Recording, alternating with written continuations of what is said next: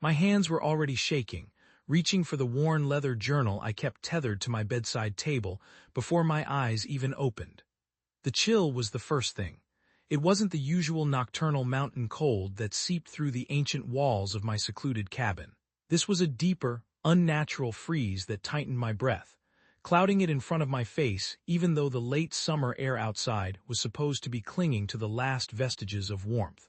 I fumbled for the bedside lamp, my fingers clumsy with a rising unease, knocking over a half-empty mug of cooling tea.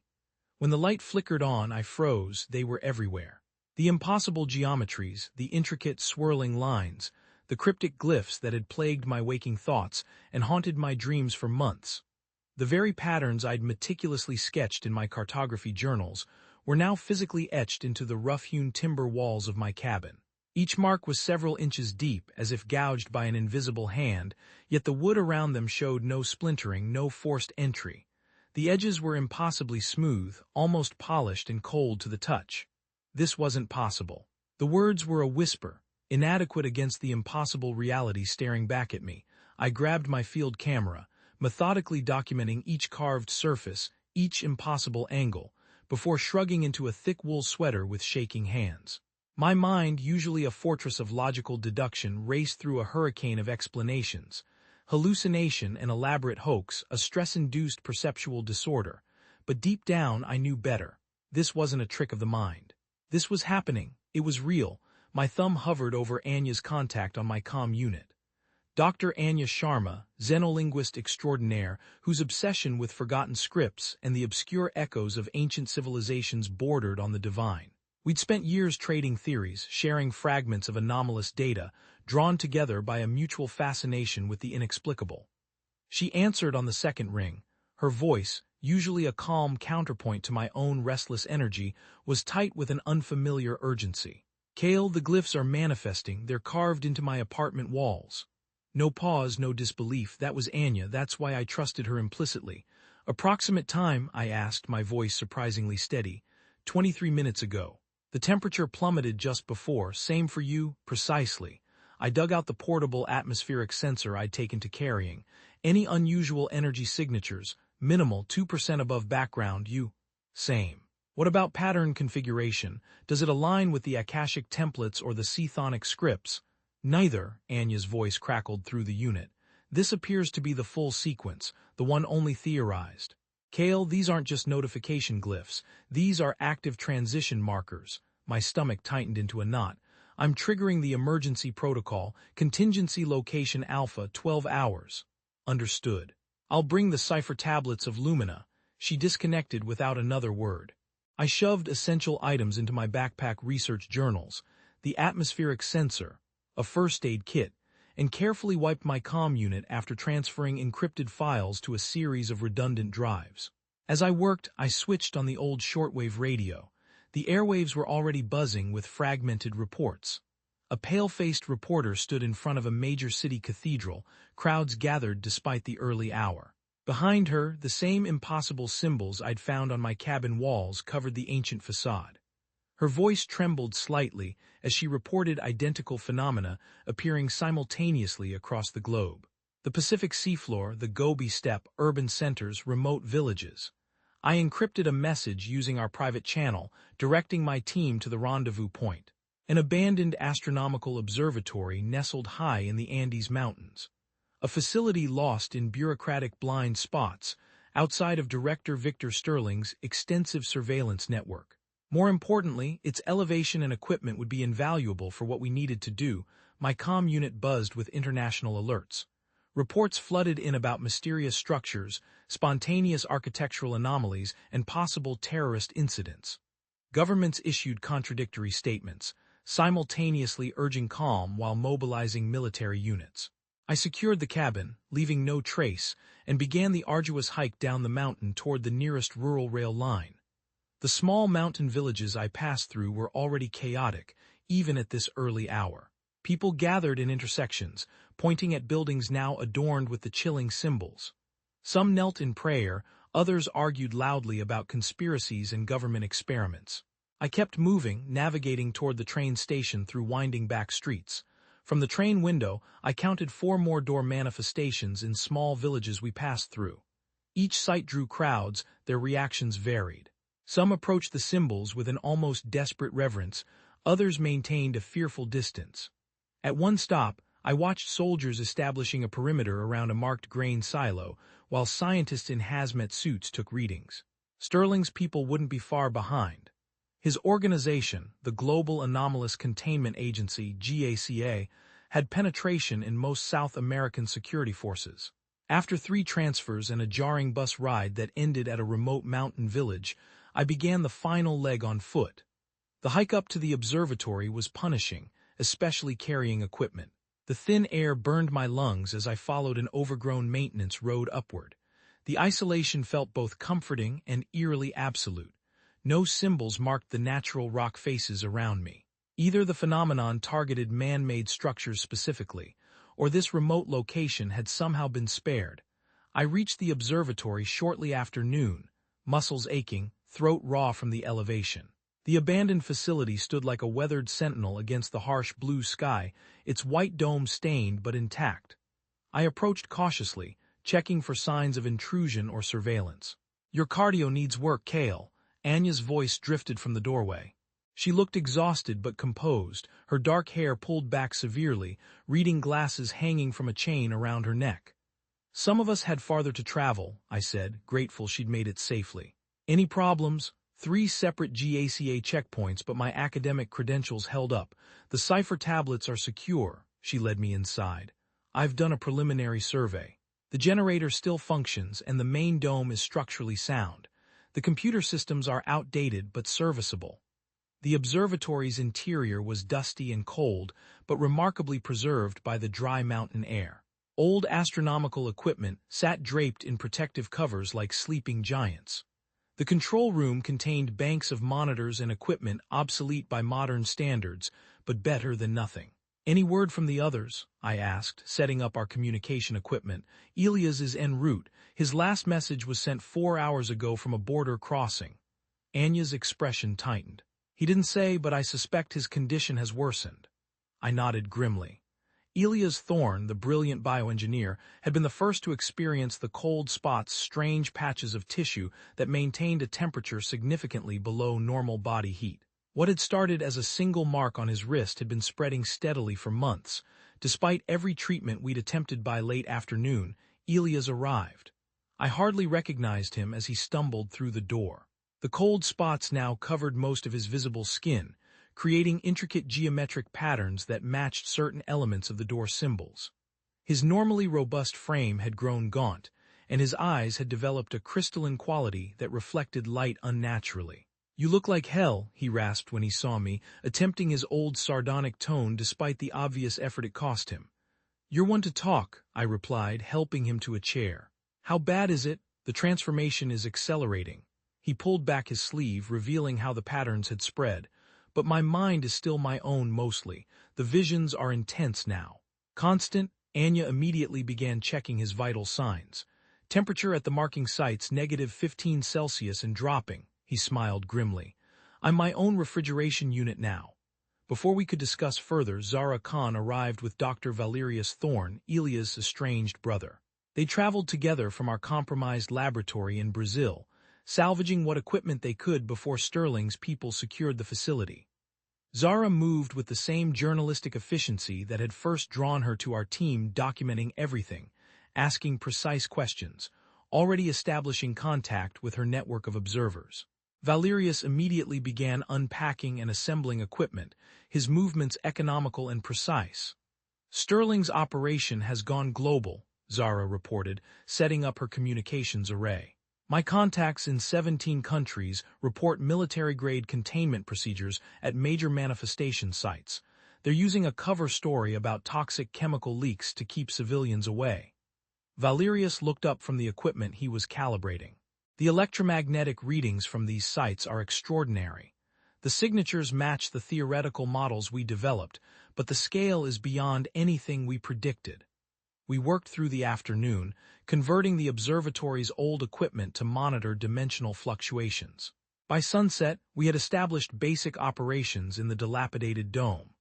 The main telescope, once used to observe distant galaxies, now pointed toward the nearest door manifestation in a village 15 miles downslope. As night fell over the Andes, we gathered around a makeshift conference table, an old door laid across two filing cabinets. The irony wasn't lost on me. Outside, the stars emerged with the remarkable clarity only found at high elevations, far from light pollution. Inside, the faces of my team reflected the gravity of our situation. "I want everyone clear on where we stand," I said, spreading out maps marked with confirmed door manifestations. "These aren't isolated incidents. Something is happening on a global scale, exactly as the ancient texts predicted.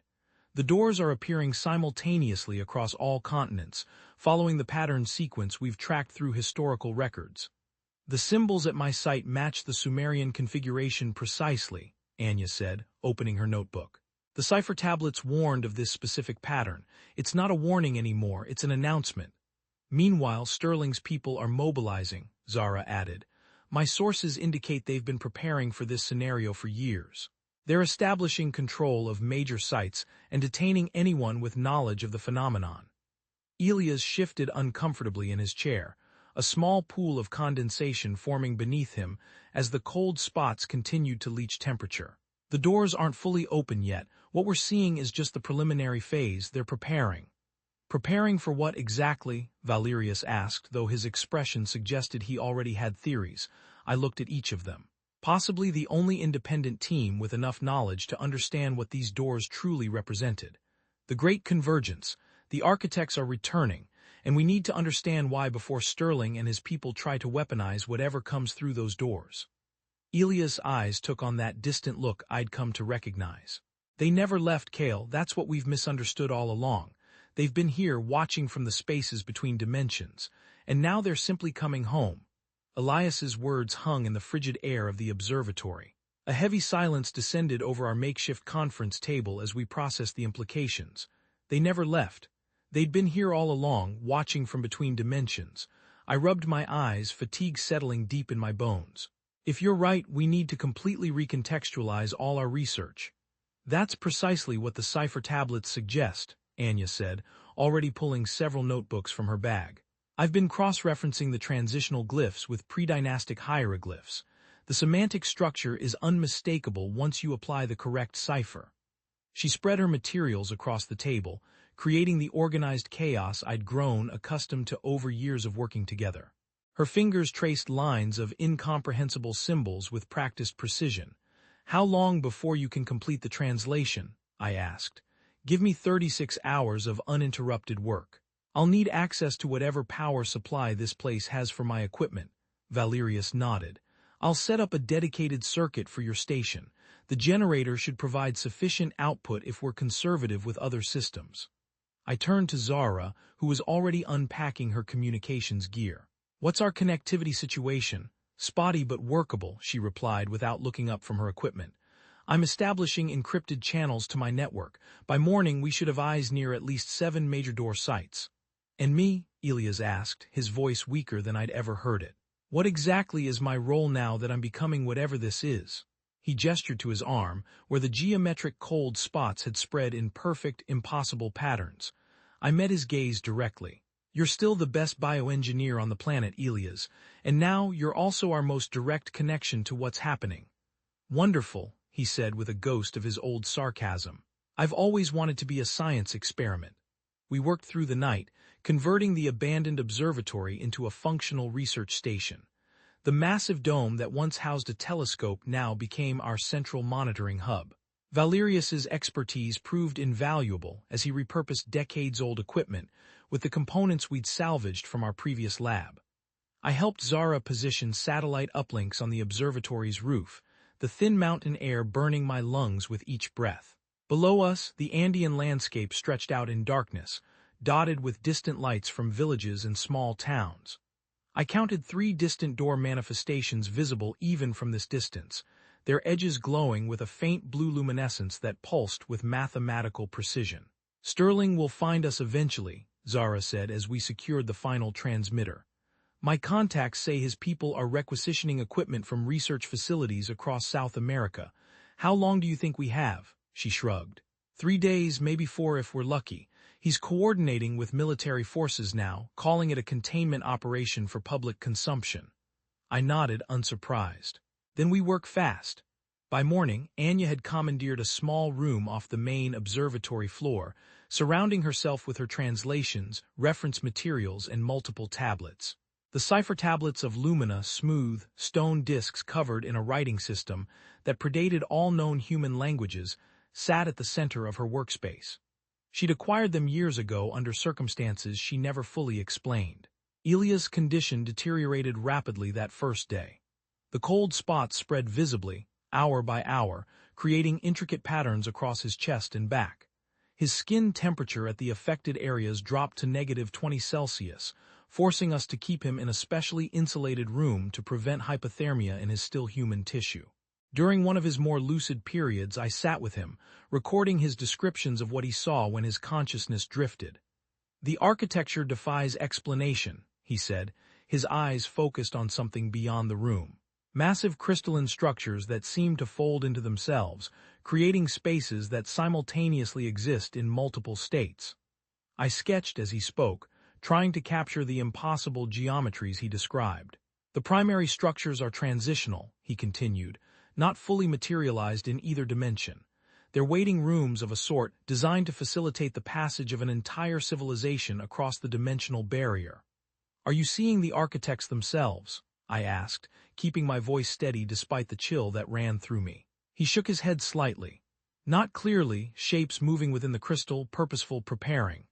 His voice faded as another episode took him, his eyes glazing over with that crystalline quality that made him look less human with each passing hour.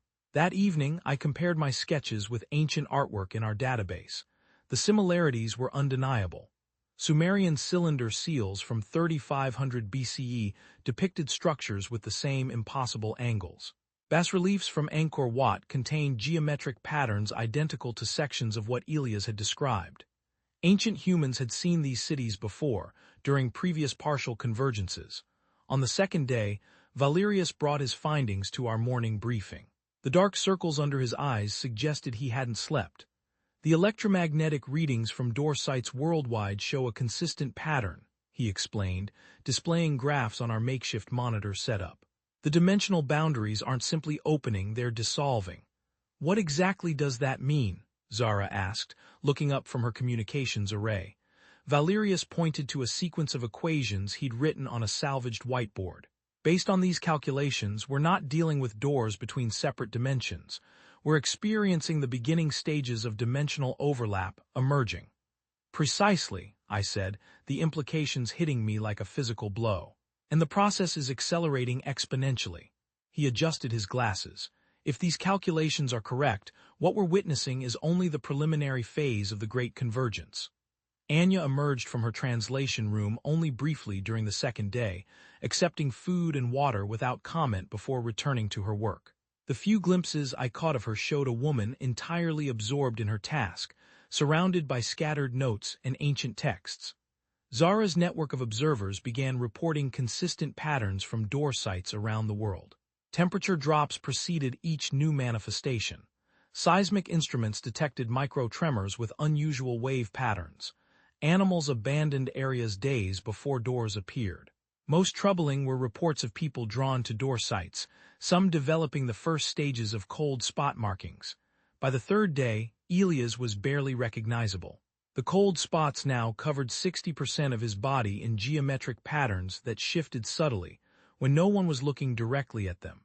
His consciousness flickered unpredictably between lucidity and something else entirely, periods, where he spoke in mathematical formulations rather than words. Midway through that third day, Anya finally emerged from her translation room. Her normally immaculate appearance had given way to dishevelment, hair escaping her braid, clothes wrinkled from being worn too long. "I've completed the translation," she announced, her voice hoarse from disuse.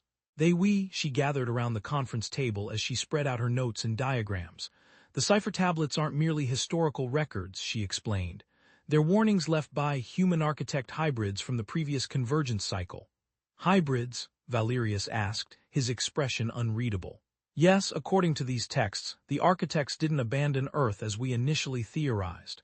They strategically retreated into dimensional pockets they created, maintaining observation points throughout human history. I leaned forward.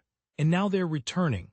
The tablets describe a cyclical process governed by cosmic alignments, Anya continued. When specific stellar configurations occur, the dimensional barriers naturally thin, allowing for transition. Why would they leave in the first place? Zara asked. The text suggests their physical forms couldn't fully adapt to our dimensional properties for extended periods. The pockets they created were more compatible with their physiology while still allowing them to observe and occasionally interact with our world, which explains the consistent appearance of these symbols throughout human history, I added. They were maintaining contact points. Precisely, Anya pointed to specific translations. But here's the critical information: the architects aren't a monolithic group. There are factions with different agendas regarding humanity. The implications of her translation consumed our discussions through the remainder of the day. We worked to integrate this new understanding with the data collected from door sites worldwide, developing a more comprehensive picture of what we faced. That night, while the others slept, I checked on Elias. His room had become a makeshift medical station, with monitoring equipment tracking his increasingly abnormal vital signs.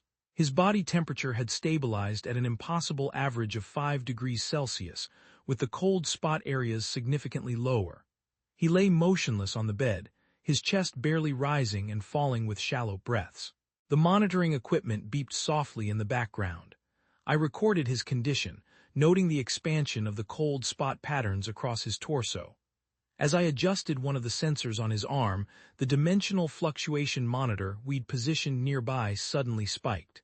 The needle jumped dramatically, indicating a thinning between dimensions within the observatory itself. At that exact moment, the cold spots on Elia's skin began to glow with a faint blue luminescence. The geometric patterns pulsed in perfect synchronization with the fluctuations registered on our equipment. I stared, transfixed by the impossible correlation. The glow faded as the dimensional reading returned to baseline, but the implication was unmistakable. Elias wasn't simply affected by the phenomenon, he was physically connected to it. His body was transforming into a conduit between dimensions, responding directly to fluctuations in the barrier. I leaned closer, examining the patterns that had seemed random but now revealed themselves as something deliberate, a biological mechanism allowing transfer between dimensional states. "You're becoming a door," I whispered to his unconscious form. The monitoring equipment continued its rhythmic beeping in the silence that followed, measuring the vital signs of a man who was gradually becoming something else entirely. I stood over Elias' bed for several minutes, watching the cold spots pulse with that eerie blue glow. The revelation settled into my bones with a certainty that left no room for doubt. My oldest colleague and mentor wasn't just affected by the phenomenon. He was physically transforming into something we barely understood, a living conduit between dimensions. The days blurred together after that night. We established monitoring protocols, maintained surveillance of door manifestations worldwide, and fortified our mountain hideout against potential discovery. Each morning brought new reports of doors appearing across the globe, ancient monuments, modern skyscrapers, suburban neighborhoods. No location seemed immune to the phenomenon. Anya rarely left her translation room, emerging only for coffee and brief consultations. Zara expanded her network of observers, creating an information web that gave us real-time data on governmental responses and Sterling's movements. Valerius continued modifying our equipment, pushing decades-old technology to perform functions it was never designed for. I caught a few hours of sleep when my body demanded it, often waking with fragments of strange dreams clinging to my consciousness.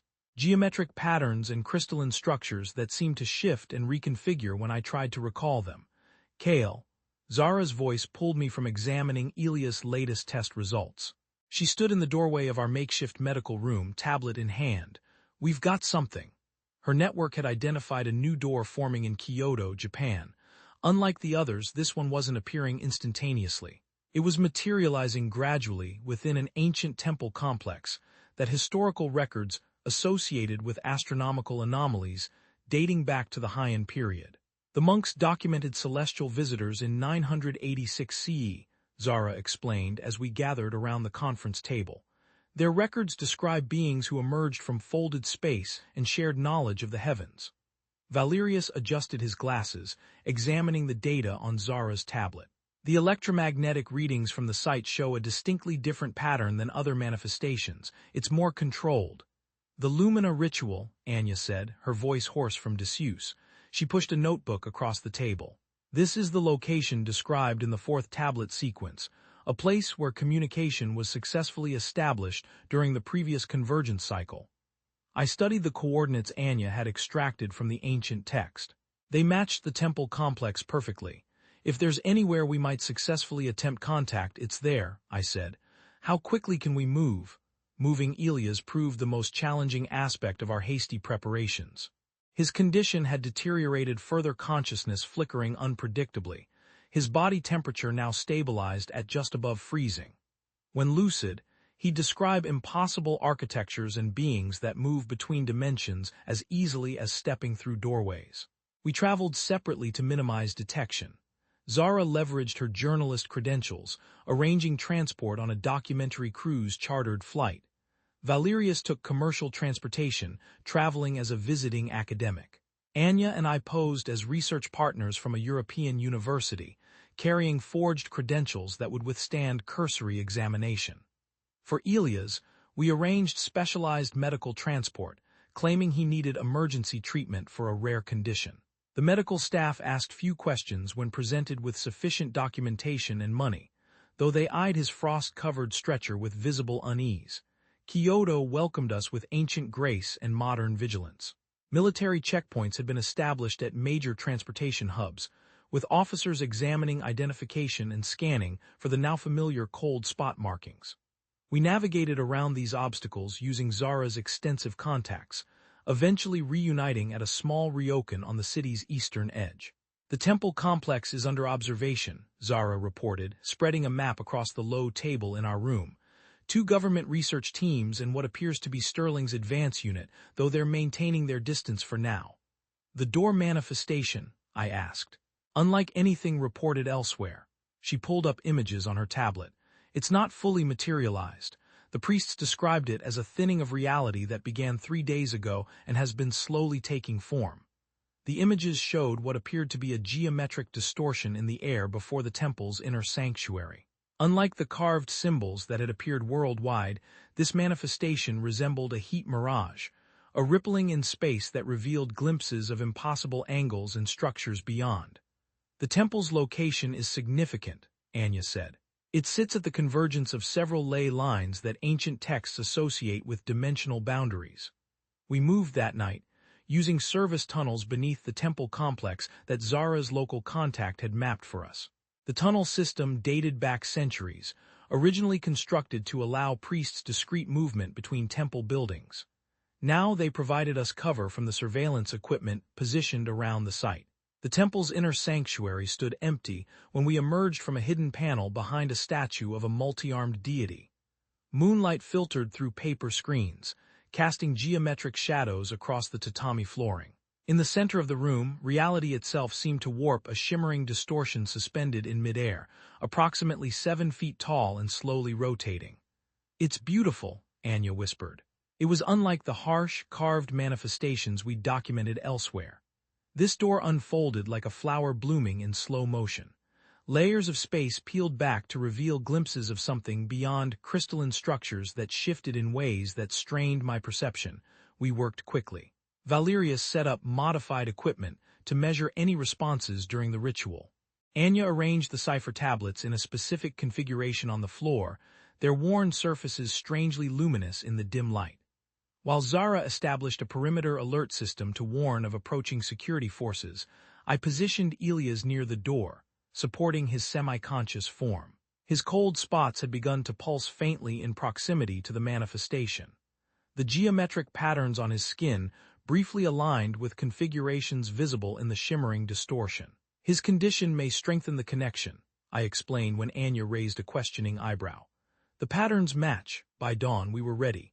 Anya had translated the Lumina ritual, a complex sequence of sounds, movements, and mathematical formulations designed to establish communication across dimensional boundaries. We took our positions around the manifestation, with Elias propped between Valerius and me. "Remember," Anya cautioned, "this isn't designed to open the door further. It's specifically a communication protocol. If the translation is correct, we should be able to establish contact without physically crossing the threshold." The ritual began with Anya reciting phrases in a language that predated all known human tongues. The sound seemed to catch in the air, vibrating with unusual resonance. Valerius and I followed her lead, executing precise movements while maintaining our positions in the geometric array we'd established around the door. For several minutes, nothing happened.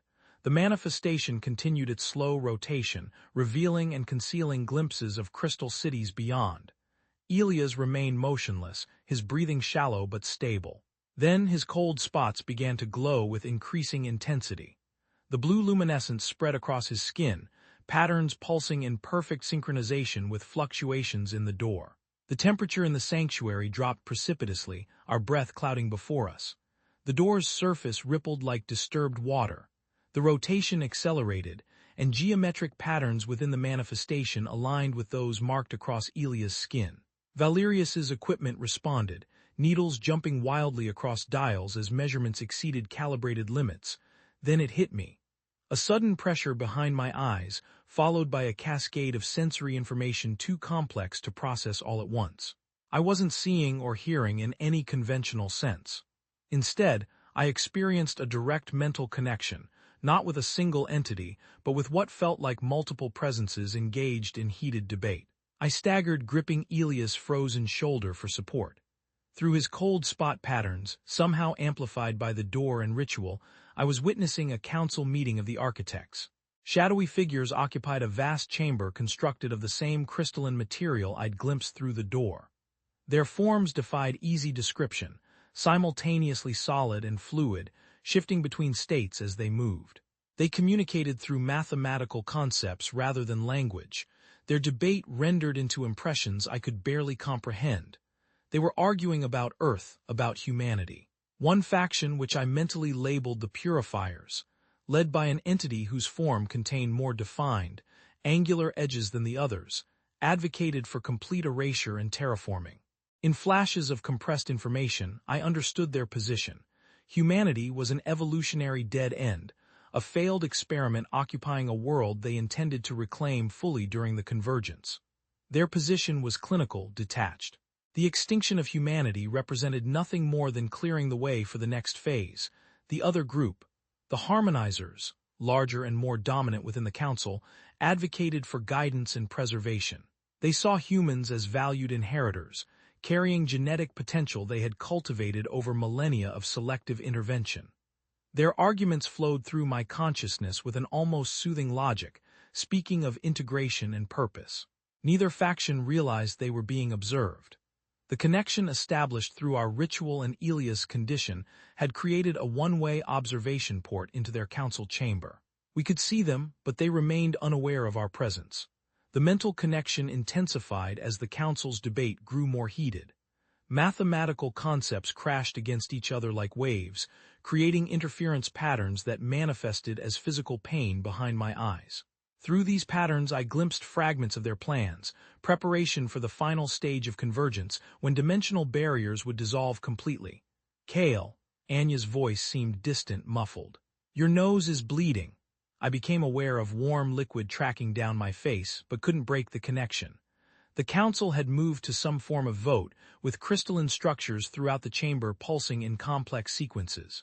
The leader of the Harmonizer faction, a graceful, complex form I mentally named the Conductor, suddenly stopped, its form rippling with what I somehow recognized as alarm. They turned, geometric patterns shifting rapidly across their surface, and for a breathless moment I felt as though they were looking directly at me.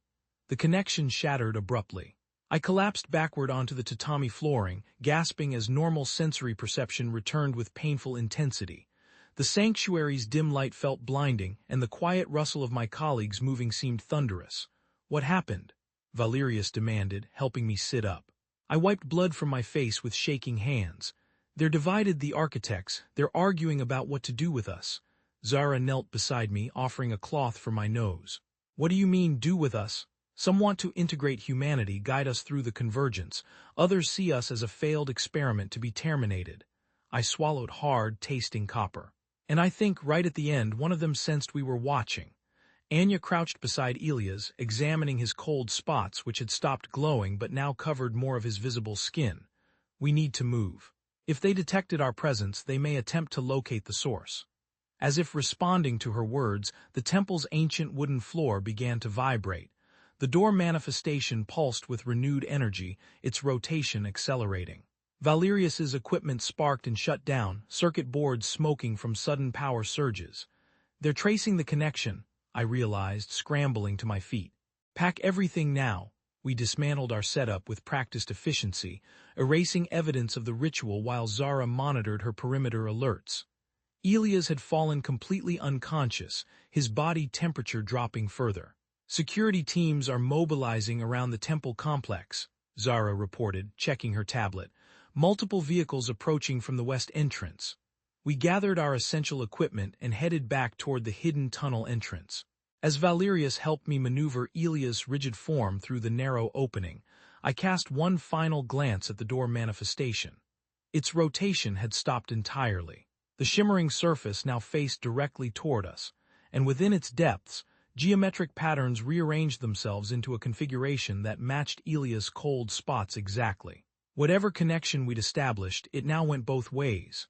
The architects had found us. We rushed through the narrow tunnel beneath the temple, dust filling my lungs with each desperate breath. Behind us, boots thundered across the sanctuary floor. Zara's diversion, an elaborate setup of timed electromagnetic pulse generators on the opposite side of the complex, had bought us precious minutes, but not enough. Move faster, I hissed, supporting Elias' semi-conscious form between Anya and myself. His body temperature had dropped so low that frost formed on my jacket where his arm touched my shoulder. The tunnel narrowed, forcing us to crouch lower. Ancient timber supports creaked overhead, centuries of weight pressing down. A shout echoed from the tunnel entrance. They'd found our escape route. Sterling's people? Anya asked, her voice steady despite our pace. The tactical gear is unmistakable. I'd recognized the distinctive black uniforms with red shoulder markings, Director Victor Sterling's private security force. They'd been waiting for us. We reached a junction where the tunnel split in 3 directions. Zara had briefed us on the layout before we separated, but in the darkness, the chalk markings she'd made were barely visible. Left, Anya whispered, pointing to a faint arrow. This should lead to the eastern exit. Elias' head suddenly snapped up, his eyes glowing with the same blue luminescence as his cold spots. They're coming through, he rasped, voice distant and hollow. The council knows they've seen. His body convulsed violently, nearly pulling us off balance. The temperature around us plummeted so rapidly I could hear the moisture in the air crystallizing. Behind us, flashlight beams sliced through the darkness. We dragged Elias down the left passage, no longer trying to be quiet. The tunnel sloped upward, ancient steps worn smooth by centuries of use. My lungs burned in the frigid air surrounding Elias' transforming body. The exit appeared ahead, a stone panel disguised as part of a garden wall. I braced my shoulder against it, pushing with strength born of desperation. The panel groaned, then slid aside just enough for us to squeeze through. We emerged into a maintenance shed on the temple's eastern perimeter. Through a dirty window, I could see security forces establishing a cordon around the complex. Vehicles with blacked-out windows positioned at every exit. Zara? Anya asked, helping me lower Elias onto the dirt floor. She planned to exit through the northern tunnel and meet us at the secondary rendezvous. I checked my watch. If she doesn't make it in 3 hours, we proceed to the emergency location. Valerius was supposed to be right behind us in the tunnel. His absence settled like a stone in my stomach. We waited until nightfall before moving again, using service alleys and back streets to navigate around security checkpoints. Elias drifted in and out of consciousness, his body growing increasingly rigid as the cold spots expanded. When twilight deepened into true darkness, we made our way to a small ryokan in Kyoto's eastern district, an unremarkable traditional inn with a proprietor who asked no questions when presented with sufficient payment. I helped Anya arrange Elias on a futon in our room while monitoring local news channels on a tablet.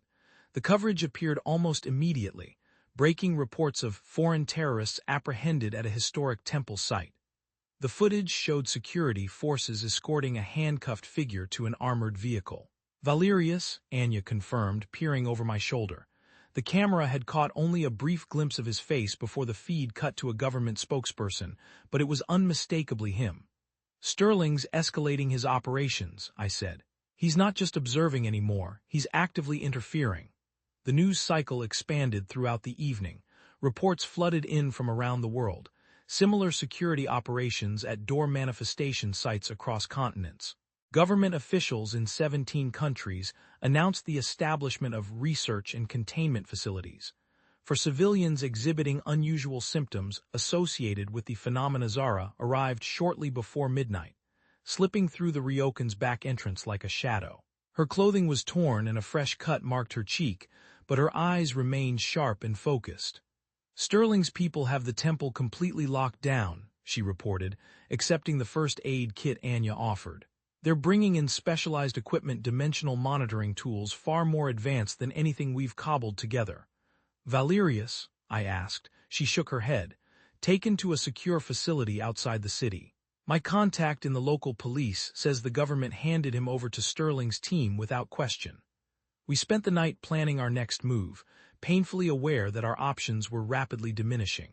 Sterling's influence clearly extended beyond what we'd anticipated, with governments worldwide seemingly coordinating their responses under his guidance. We need a location outside normal surveillance networks, I said, spreading a map across the tatami floor. Somewhere the geological or electromagnetic properties might provide natural shielding. Anya tapped a finger against the map. There's an abandoned mining facility in northern India.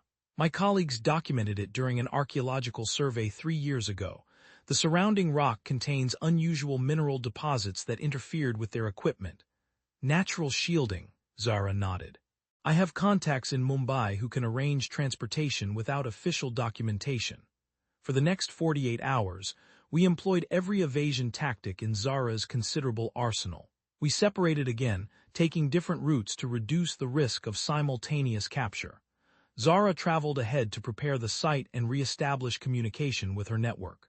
Anya and I transported Elias through a series of carefully arranged handoffs, private cargo flights, rural transportation networks, and finally a grueling overland journey through mountain passes. During the journey, Elias' condition stabilized in a troubling way. The cold spots no longer spread, having already covered nearly his entire body in intricate geometric patterns. Instead, he now existed in a state of quantum uncertainty, sometimes physically substantial, other times partially transparent, as though his matter oscillated between dimensional states. On the second night of our journey, while waiting for a freight transport in a remote village, Anya shared her analysis of the data we'd gathered during the Kyoto connection. We huddled in the back of an abandoned storage shed, speaking in hushed tones while Elias lay nearby, frost forming on the ground beneath him. The ancient texts weren't merely observing the architects, she explained, flipping through her notebook. There's substantial evidence that human cultures formed strategic alliances with specific architect factions. Alliances? I asked, rubbing my temples against a persistent headache that had dogged me since Kyoto. Look at these temple configurations from 5 distinct civilizations, separated by thousands of miles and centuries of time. She showed me sketches of architectural layouts from sites around the world. The geometric constants are identical despite these cultures having no known contact. Knowledge transfer, I suggested. The architects provided information. More than that, she met my eyes directly. I believe certain bloodlines interbred with them during previous convergence cycles. The implication staggered me. Human architect hybrids. It would explain why some individuals show extreme reactions to door proximity while others remain unaffected. Certain genetic markers may have been preserved through generations, lying dormant until activated by the current convergence. The abandoned mining facility in northern India rose before us like a rusted monument to forgotten industry. Nestled in a remote valley, its corroded structures stood in stark contrast to the verdant mountain slopes surrounding it. The company abandoned it in the 1980s when extraction became unprofitable, Zara explained as we approached. She'd arrived 2 days earlier and already established basic operations. Local villagers avoid it because of superstitions about the mines, something about voices in the tunnels. Fitting, I muttered, helping Anya navigate Elia's rigid form through the entrance. The interior spaces had been repurposed with Zara's characteristic efficiency. The former administration building now housed our equipment, salvaged from previous locations, and supplemented with whatever her contacts could provide on short notice. Solar panels and a restored generator provided sufficient power for our needs.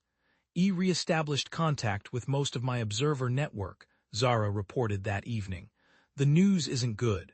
We gathered around a makeshift conference table, the same door-on filing cabinets arrangement we'd used in Chile. Some consistencies provided comfort, however slight, in our increasingly chaotic circumstances. Door manifestations have accelerated globally, Zara continued, displaying data on her tablet. 87 new appearances in the last 72 hours alone, concentrated in population centers. Sterling's forces, Anya asked. Controlling at least 32 major door sites. My sources indicate they're establishing research facilities at each location. Zara switched to images of what appeared to be detention centers. These facilities aren't just studying the doors, they're processing people. The images showed civilians being escorted by security personnel into restricted areas. Many exhibited visible cold spot markings on exposed skin. Most disturbing are these behavior patterns. Zara brought up video footage from door sites across the world. Some individuals appeared drawn to the manifestations, approaching despite security cordons. Others developed symptoms resembling Elia's condition merely from proximity to the doors. I pressed my fingers against my temples, trying to alleviate the pressure that had been building steadily since Kyoto. As Zara spoke, fleeting images flashed across my vision. Crystalline structures, impossible geometries, beings composed of mathematical concepts rather than matter. Kale, Anya's voice broke through the visual static. Are you all right? Headache, I managed, blinking to clear my vision. It's nothing. But her expression told me she suspected otherwise. The same thought had been forming in my mind since our escape from Kyoto. The architects hadn't just found us. They'd established a connection. That night, I stood outside the facility, staring up at stars partially obscured by monsoon clouds. The mountain air carried the scent of impending rain, heavy with moisture and the metallic tang of the surrounding rock. My headache had subsided to a dull pressure, but the fleeting visions persisted, growing more frequent with each passing hour. In the distance, a door manifestation glowed faintly on the side of a mountain peak, visible only as a geometric blue outline from our position. The sight triggered another flash of imagery, a council chamber filled with crystalline beings, their debate growing more heated as dimensions continued to merge. I rubbed my eyes, trying to banish the vision, but a disturbing certainty had taken root in my mind. These weren't mere hallucinations or stress responses. Something was happening to me. The same process affecting Elia's perhaps, but manifesting differently. The irony wasn't lost on me. After years spent documenting and analyzing the phenomenon, I was becoming part of it, the observer transforming into the observed. As rain began to fall, I remained motionless, feeling each drop as a separate, distinct impact against my increasingly sensitive skin. The architects weren't just coming through the doors. They were already here, reaching into our world through the very people studying them. And something told me I'd been marked for a purpose I couldn't yet comprehend. I stood motionless in the rain, each droplet striking my skin with unnatural clarity. The sensation wasn't painful, just distinct, as if I could count each individual raindrop, track its path from cloud to skin. My perception had shifted, become more acute. This wasn't normal. The headache that had been building since Kyoto pulsed behind my eyes. The distant door manifestation on the mountain glowed faintly blue against the night sky, its geometric pattern matching something buried deep in my memory. Or perhaps something I'd seen in my visions. I couldn't be sure anymore where my observations ended and the phenomenon began. A hand touched my shoulder, and I nearly jumped out of my skin. "You're soaked," Anya said, concern evident in her voice.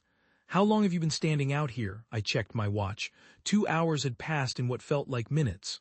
"Lost track of time," I mumbled, following her inside. The administration building's concrete walls provided shelter from the rain, but did little to warm me.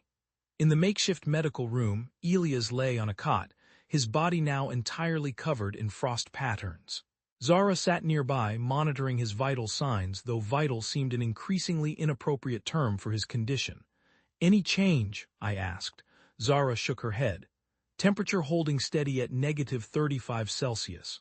I don't understand how his tissues haven't completely ruptured from the cold. Because he's not entirely here anymore, I said, knowing how it sounded but past caring. His physical structure is transitioning between dimensional states. Anya gave me a sharp look but didn't contradict me. We were beyond conventional explanations now. I took the empty cot against the far wall, exhaustion finally catching up with me. As I drifted into sleep, the last thing I saw was frost spreading from Elia's body across the floor in perfect geometric patterns. The dream took me immediately. I walked through streets that defied Euclidean geometry, where buildings stretched upward before curving back on themselves in physically impossible configurations. The Prism City gleamed with internal light, structures growing and reconfiguring themselves as I watched. The air, if it could be called that, carried mathematical vibrations rather than sound, equations forming and dissolving around me. I wasn't frightened. Instead, I felt an overwhelming sense of recognition, as if some part of me had always known this place existed. Residents moved through the city, beings composed of shifting geometric patterns rather than flesh. They paid me no attention as I passed, their forms reconfiguring as they engaged in activities I couldn't comprehend. At a central plaza, a massive structure rose and fell like a breathing organism. Its surface displayed complex symbols that changed constantly, broadcasting information throughout the city. I understood somehow that this was a communication hub, the equivalent of a news network, though it transmitted pure concepts rather than language. The information streaming across its surface showed door manifestations appearing across Earth. Precise locations, configurations, and dimensional properties. I recognized sites from Zara's reports, but also dozens of others, including 3 that hadn't been documented yet. I memorized these new locations with perfect clarity before the dream dissolved. I jerked awake, grabbing for the notebook I kept nearby.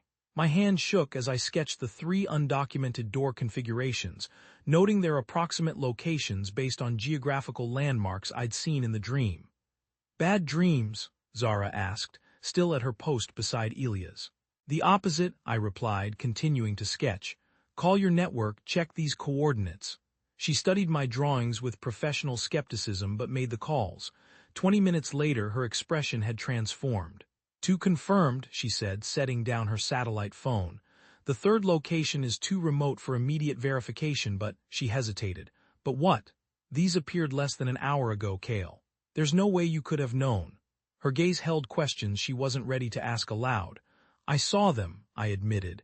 "In the Prism City, the pattern repeated for 3 consecutive nights.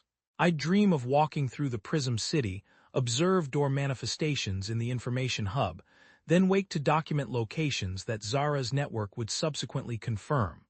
My dreams weren't just visions. They were real-time intelligence from the architect's dimension. On the 4th morning, Anya confronted me in the facility's makeshift lab where she'd been analyzing blood samples from Elia's.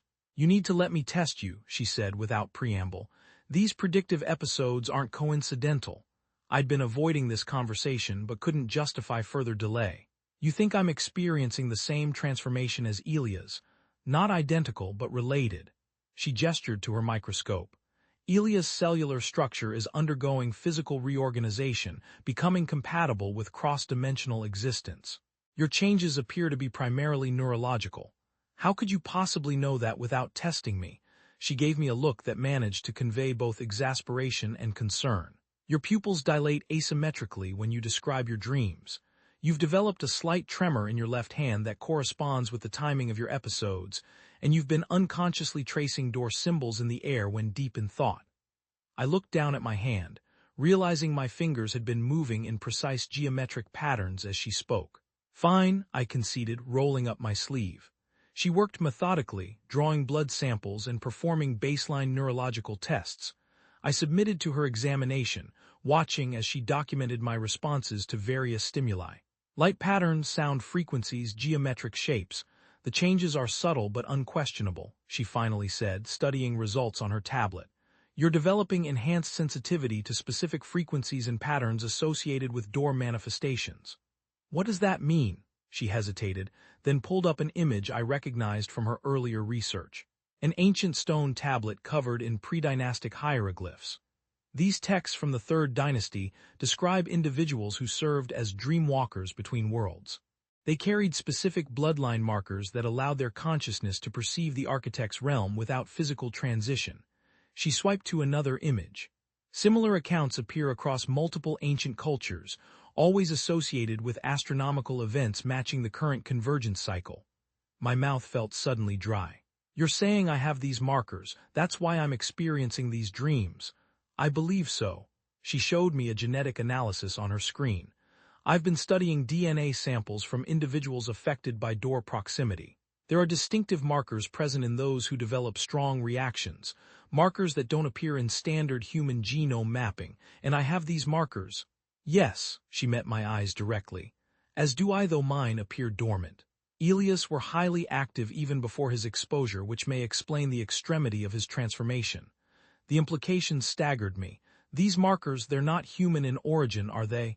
Not entirely, no. She closed her tablet. I believe they represent genetic material introduced during previous convergence cycles. The ancient texts weren't merely recording observation of the architects. They were documenting interbreeding. I thought of the crystalline beings from my dreams, trying to imagine how such distinctly non-human entities could interbreed with ancient humans. That doesn't seem physiologically possible. Not in the conventional sense, no, but dimensional convergence creates possibilities beyond normal physical limitations. She gestured to Elia's immobile form in the adjacent room. His transformation suggests matter itself can be reconfigured under certain conditions. Genetic material could be transferred through similar mechanisms. I struggled to process these implications. So I'm what part architect? Very distantly, yes. As are thousands, possibly millions of others carrying these markers. Most remain dormant without proximity to door manifestations. But those with activated markers, like you and Elias, are essentially living connections between dimensions. The realization settled over me like a physical weight. All my years researching the phenomenon, believing myself an objective observer, and I'd been part of it all along. Elias' condition stabilized over the next 2 days, though stable hardly seemed the appropriate term. His body remained covered in intricate frost patterns, maintaining an impossible temperature that should have destroyed organic tissue. More disturbingly, he now existed in a state of quantum uncertainty, sometimes physically solid, other times partially transparent, as though his matter fluctuated between dimensional states. During rare moments of lucidity, he provided invaluable information. I sat beside him during one such period, recording his faint, halting speech. The council chamber expanded, he whispered, frost forming with each breath. More factions represented than previously documented. How many factions are there? I asked, keeping my voice low to avoid disrupting his tenuous focus. So, 8. His form flickered slightly, becoming momentarily transparent before resolidifying. The harmonizers remain outnumbered, led by an entity they call the conductor. What do the harmonizers want? Cooperation, integration. His eyes, now crystalline structures rather than organic tissue, reflected light in prismatic patterns. They've invested millennia in human development, see us as valuable partners. And the other factions, most view humans as failed experiment, evolutionary dead end. His breathing slowed, each word requiring greater effort. Some advocate complete replacement, others propose selective preservation of genetic material. Are they aware of individuals like us, those with the markers? A slight smile formed on his frost-covered lips. They created us, Kale. We are their contingency plan. He slipped back into unconsciousness after that, his form flickering between states for several minutes before stabilizing again. I shared this information with Anya and Zara during our evening briefing. The abandoned facility's cafeteria now served as our central command. Its long metal tables covered with maps, equipment, and Anya's growing collection of historical references. A contingency plan against what? Zara asked, updating her network communications. Their own kind, possibly, Anya replied. If the architects aren't unified in their approach to Earth, creating human-architect hybrids could provide certain factions with advantages during convergence events. I spread out the maps showing confirmed door locations. Zara, what's the latest from your network on Sterling's operations? She pulled up data on her tablet. His forces have established control over 17 major door sites across 6 continents. They're running 24-hour research operations with military-grade security, preventing civilian access. any indication of their research objectives, my contact in Sterling's science division managed to transmit partial data. She displayed technical schematics on her screen. They're attempting to weaponize the dimensional technology, developing methods to force doors open or closed at will. That's impossible, Anya interjected. The doors aren't conventional portals. They're points of dimensional overlap created by cosmic alignment. They can't be artificially manipulated without understanding the underlying physics. Sterling doesn't care about understanding, I said. He wants control. He believes whoever dominates the doors will have leverage in any negotiation with the architects. Zara nodded grimly. My sources indicate they're testing theoretical applications at multiple sites, attempting to modify door properties using electromagnetic fields and targeted radiation. Has anyone actually crossed through a door? I asked, remembering the Prism City from my dreams. Not officially, but there are rumors about test subjects, civilians with advanced cold spot markings who disappeared into Sterling's facilities. Her expression darkened. None have returned. By the 6th day, Anya and I had developed a new theory about the Lumina ritual. We worked late into the night, surrounded by her translations and my sketches from dreamwalks through the Prism City. The ritual wasn't just for communication, I said, tracing connections between symbolic patterns. The geometric configurations match specific architect faction signatures I've observed in the information hub. Anya nodded, excitement temporarily overriding her exhaustion. And look at these historical accounts from 3 separate convergence cycles. She laid out translated texts from Mesopotamian, Mayan, and Khmer sources. Each culture performed variations of the same ritual, but with critical differences in the configuration. They were targeting specific factions, I realized. The ritual doesn't just open communication, it influences which architect factions can access specific doors. Precisely, Anya agreed. These ancient cultures weren't passive observers of the phenomenon. They were active participants, forging alliances with particular architect factions. She flipped through her notebook to a diagram showing ritual configurations across cultures. They were essentially playing different factions against each other, but most of this knowledge was lost over time or deliberately suppressed. She pulled out a translation of a Roman-era text. This account describes systematic destruction of ritual sites by men bearing the emperor's seal, who feared the power these connections represented. I rubbed my temples, fighting another headache. So ancient humans had far more agency in this process than we realized. They weren't just experiencing a phenomenon. They were influencing its outcome.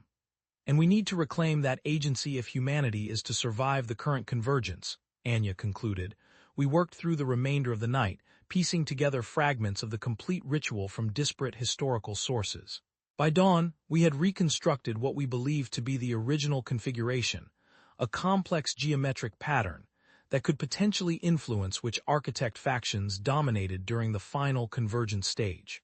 I finally collapsed onto my cot as morning light filtered through the facility's dirty windows. Despite my exhaustion, sleep took me immediately into another dream of the Prism City. This dream was different.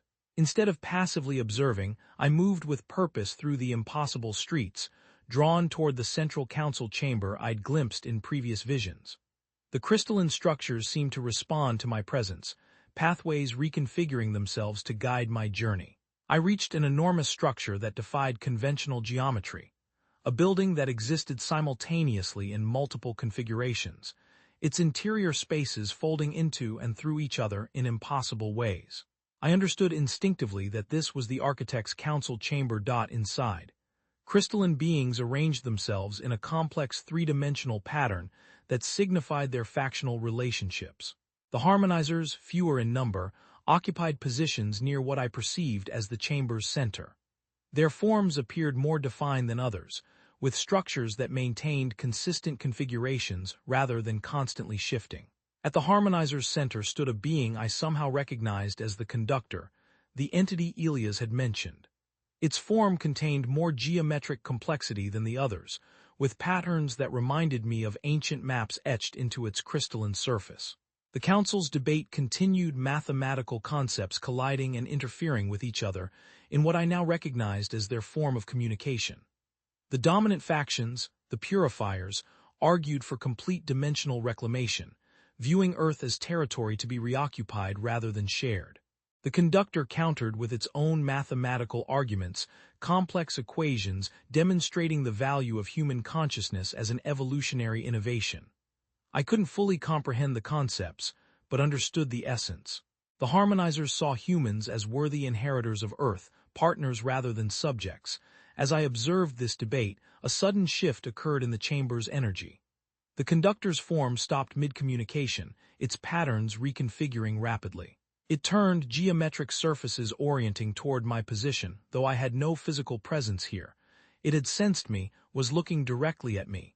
The mathematical vibrations around me changed frequency. No longer was I merely observing their communication. Now, concepts flowed directly into my consciousness, not language but pure information compressed into geometric understanding. We created your kind for this moment. The concept unfurled in my mind with perfect clarity. The conductor wasn't just addressing me, it was acknowledging generations of planning. The hybrid bloodlines, the dormant genetic markers waiting for activation during convergence cycles. You walk between worlds now, neither fully human nor architect. The bridge we designed. Images flooded my perception, ancient rituals performed at precise astronomical alignments, architects in partially materialized forms interacting with human priesthoods, genetic material transferring between dimensions through methods beyond current scientific understanding. The others would replace your kind entirely. We seek balance, coexistence, but we require vessels, the implications crystallized in my understanding. The harmonizers hadn't created human hybrids merely for observation. They needed allies with physical presence in our dimension, individuals who could influence events from within human society while maintaining connection to the architect's realm. You are not the first to walk these paths, Kale, but you may be among the last if the convergence proceeds under current council direction. The conductor knew my name, had known it all along. Perhaps had been watching me specifically for years, waiting for my genetic potential to activate. We have established connection now. You will serve as conduit. Through you, we may influence events in your dimension without full manifestation. I tried to respond, to ask questions, but had no method of communication in this realm. The conductor's form shifted again, patterns reconfiguring into what I somehow understood as a gesture of respect or acknowledgement. Your consciousness must return now, but our connection remains. We will speak again. The dream collapsed around me with shocking suddenness. I jerked awake on my cot, heart pounding, skin covered in cold sweat. The room's temperature had plummeted, frost forming on the walls in precise geometric patterns that matched those I'd seen in the council chamber. This hadn't been merely observation. Something, the entity they called the conductor, had deliberately established direct contact with my consciousness. The dreams weren't random visions or stress responses. They were communication channels carefully cultivated across generations of genetic planning. I wasn't just carrying architect genetic markers by random chance. I had been designed for this purpose, part of a millennia-spanning strategy by the Harmonizer faction. I sat up, trembling with the weight of revelation. My research, my discoveries, even my team's formation, all of it guided by unseen hands, working through genetic predisposition and subtle influence. Free will felt suddenly like an illusion. My life's path predetermined by entities who measured time in cosmic cycles rather than human lifespans. Yet, paradoxically, this revelation didn't feel like a violation. Instead, it carried a strange sense of purpose, of pieces finally clicking into place. If the conductor spoke truly, then I and others like me represented humanity's best hope for partnership rather than extinction during the coming convergence. The room temperature slowly normalized as my breathing steadied. I moved to the window, looking out at the mountains surrounding our hideaway. Somewhere beyond those peaks, Sterling's forces continued their attempts to weaponize dimensional technology, viewing the phenomenon as something to be controlled rather than understood. They couldn't possibly comprehend what they faced, forces that had shaped human evolution itself, playing a game measured in millennia rather than military campaigns. The frost patterns on the walls melted away, leaving no trace of their presence. But the connection remained, a subtle pressure at the back of my consciousness. The conductor was there, watching through my eyes, experiencing our dimension through the bridge it had helped create generations ago. I was no longer merely an observer of the phenomenon. I had become part of it. My room's temperature had returned to normal by the time I dressed and splashed water on my face, but the unsettling awareness of the conductor's presence lingered in my consciousness. Not as an intrusion, but as a connection, a subtle thread linking my perception to something vast and ancient. I found Anya in the facility's lab, hunched over microscope slides containing Elia's tissue samples. Dark circles under her eyes suggested she hadn't slept. "The cellular restructuring has accelerated," she said without looking up.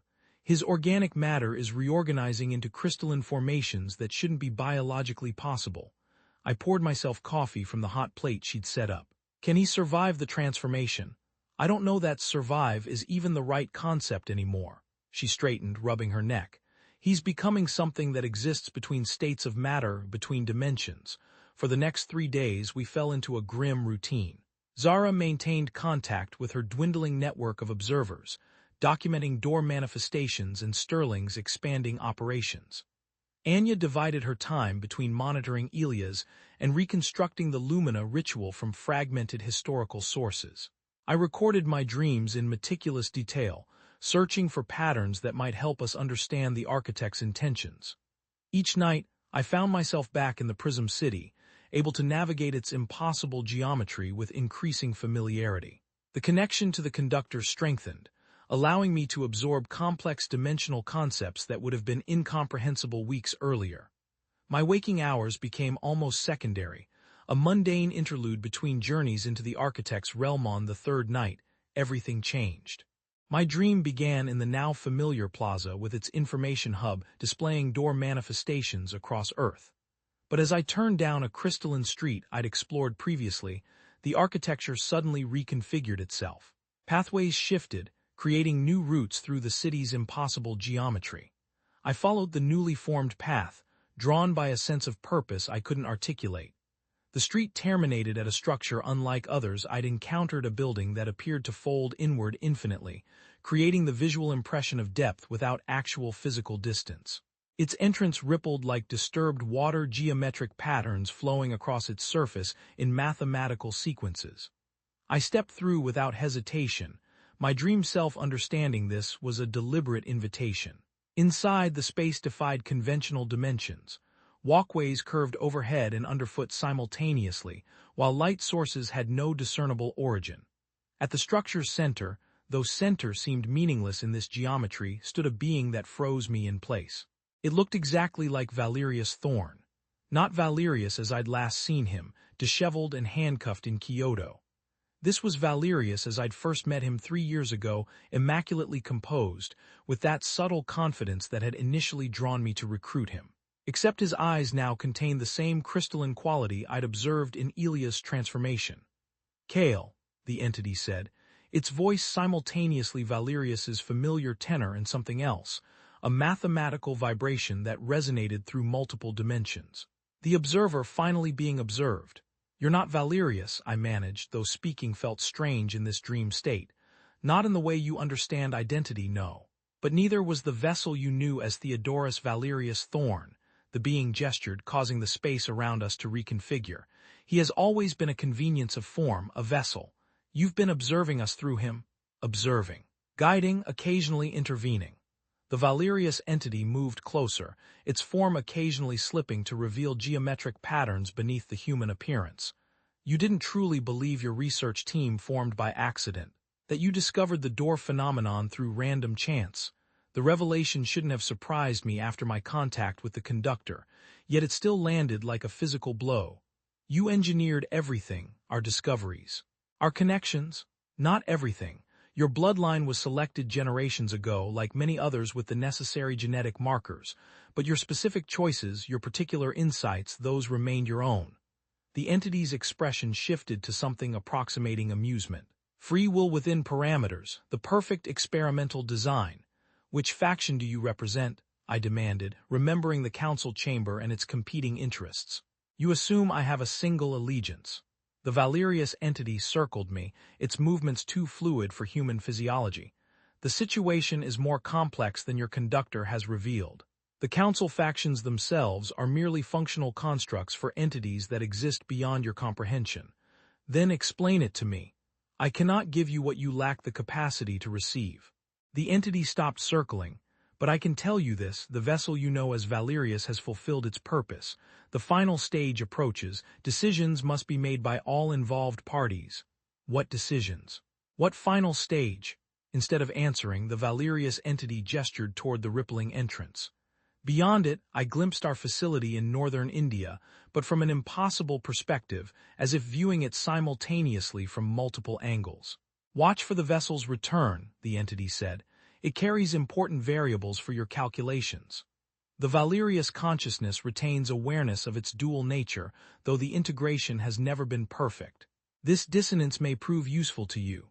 Before I could question further, the structure collapsed around us, folding into impossible geometries that compressed my perception until I jerked awake, gasping for breath. Frost covered my blanket and the surrounding floor in the same geometric patterns I'd seen throughout the Valerius entity's structure.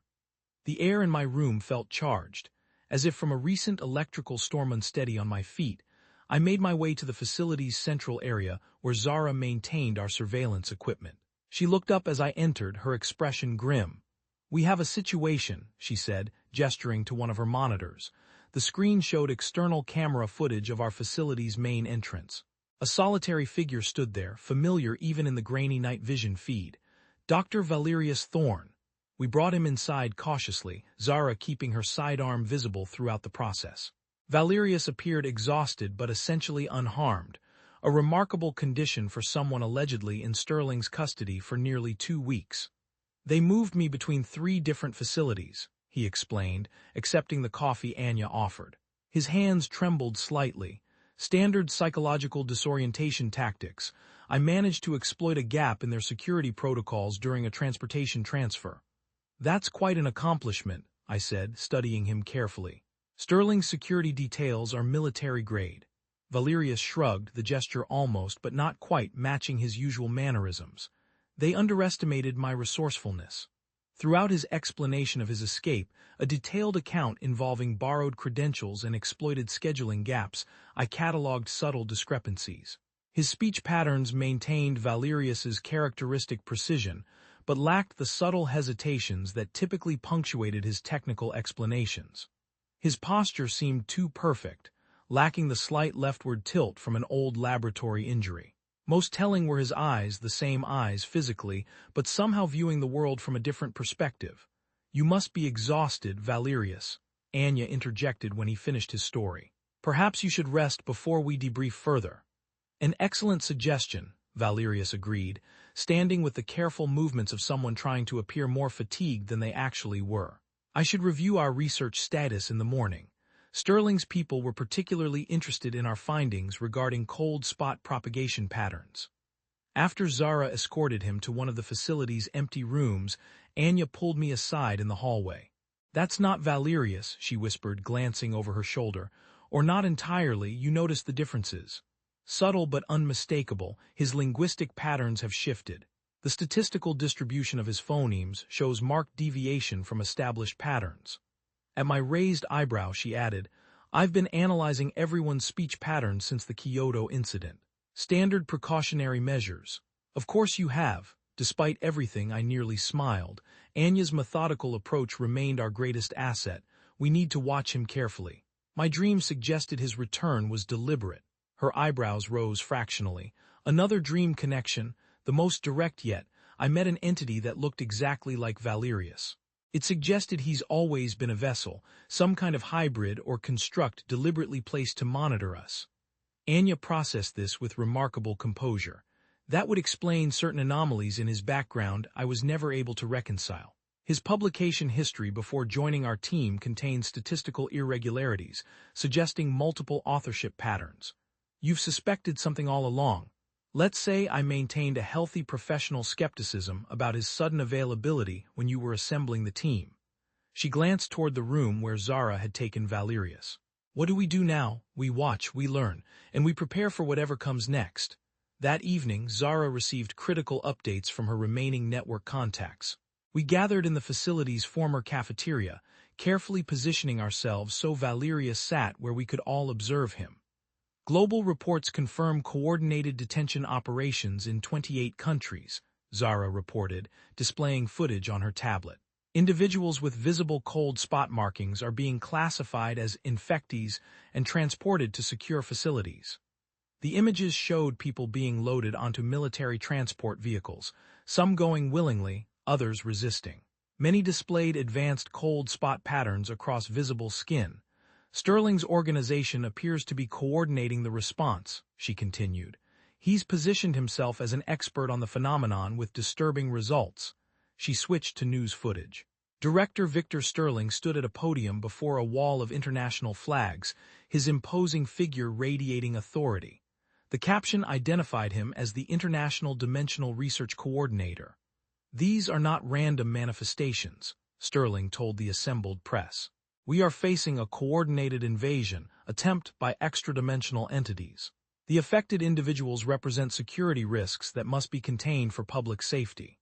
My stomach tightened as he continued, outlining containment protocols and research initiatives that carefully avoided mentioning what actually happened to people taken into custody. Valerius watched the footage with an expression of polite interest, entirely inappropriate to the situation. When he noticed me studying him, he offered a smile that didn't reach his eyes. "Sterling has always been adept at leveraging crises to his advantage," he remarked, though in this case his assessment isn't entirely incorrect. "We are facing an invasion, just not in the manner he suggests." "What manner would you suggest, Dr. Thorne?" I asked, keeping my tone casual despite the tension coiling inside me. Valerius set down his coffee cup with deliberate precision. "Colonization would be more accurate.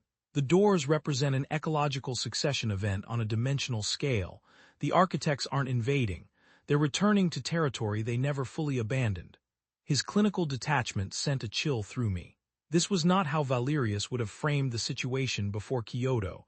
"And where do humans fit in this ecological succession?" Anya asked. "That remains undetermined." Valerius turned to her with that same empty smile. "Certain genetic lines may prove valuable for preservation. Others represent evolutionary dead ends in the new dimensional paradigm." "Genetic lines," I repeated. "Like those with specific markers allowing cold spot development." "Precisely." Valerius nodded as if we were discussing something as mundane as weather patterns. "The cold spot manifestations aren't symptoms of exposure. They're biological keys developing incompatible hosts, preparations for the transformation that will occur during the final convergent stage." "What transformation?" Zara demanded. Instead of answering, Valerius stood abruptly. "I should examine Elias' condition. His advanced state may provide valuable data points for my calculations." "Your calculations?" I kept my voice steady despite rising alarm. "Dimensional interface equations. I've made significant progress during my absence." He glanced at his watch. "If you'll excuse me."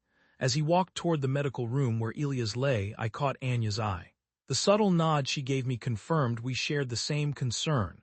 Later that night, I confronted Valerius in the facility's makeshift lab.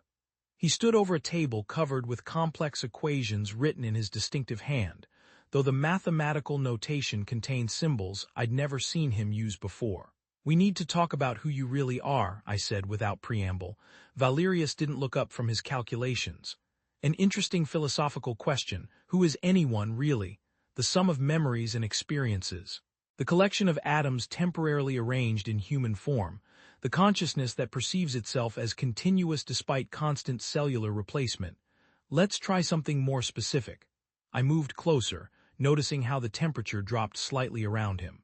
"Are you human, Valerius? Were you ever?" He finally looked up, and for a brief moment something shifted behind his eyes, a geometric pattern forming and dissolving in the irises.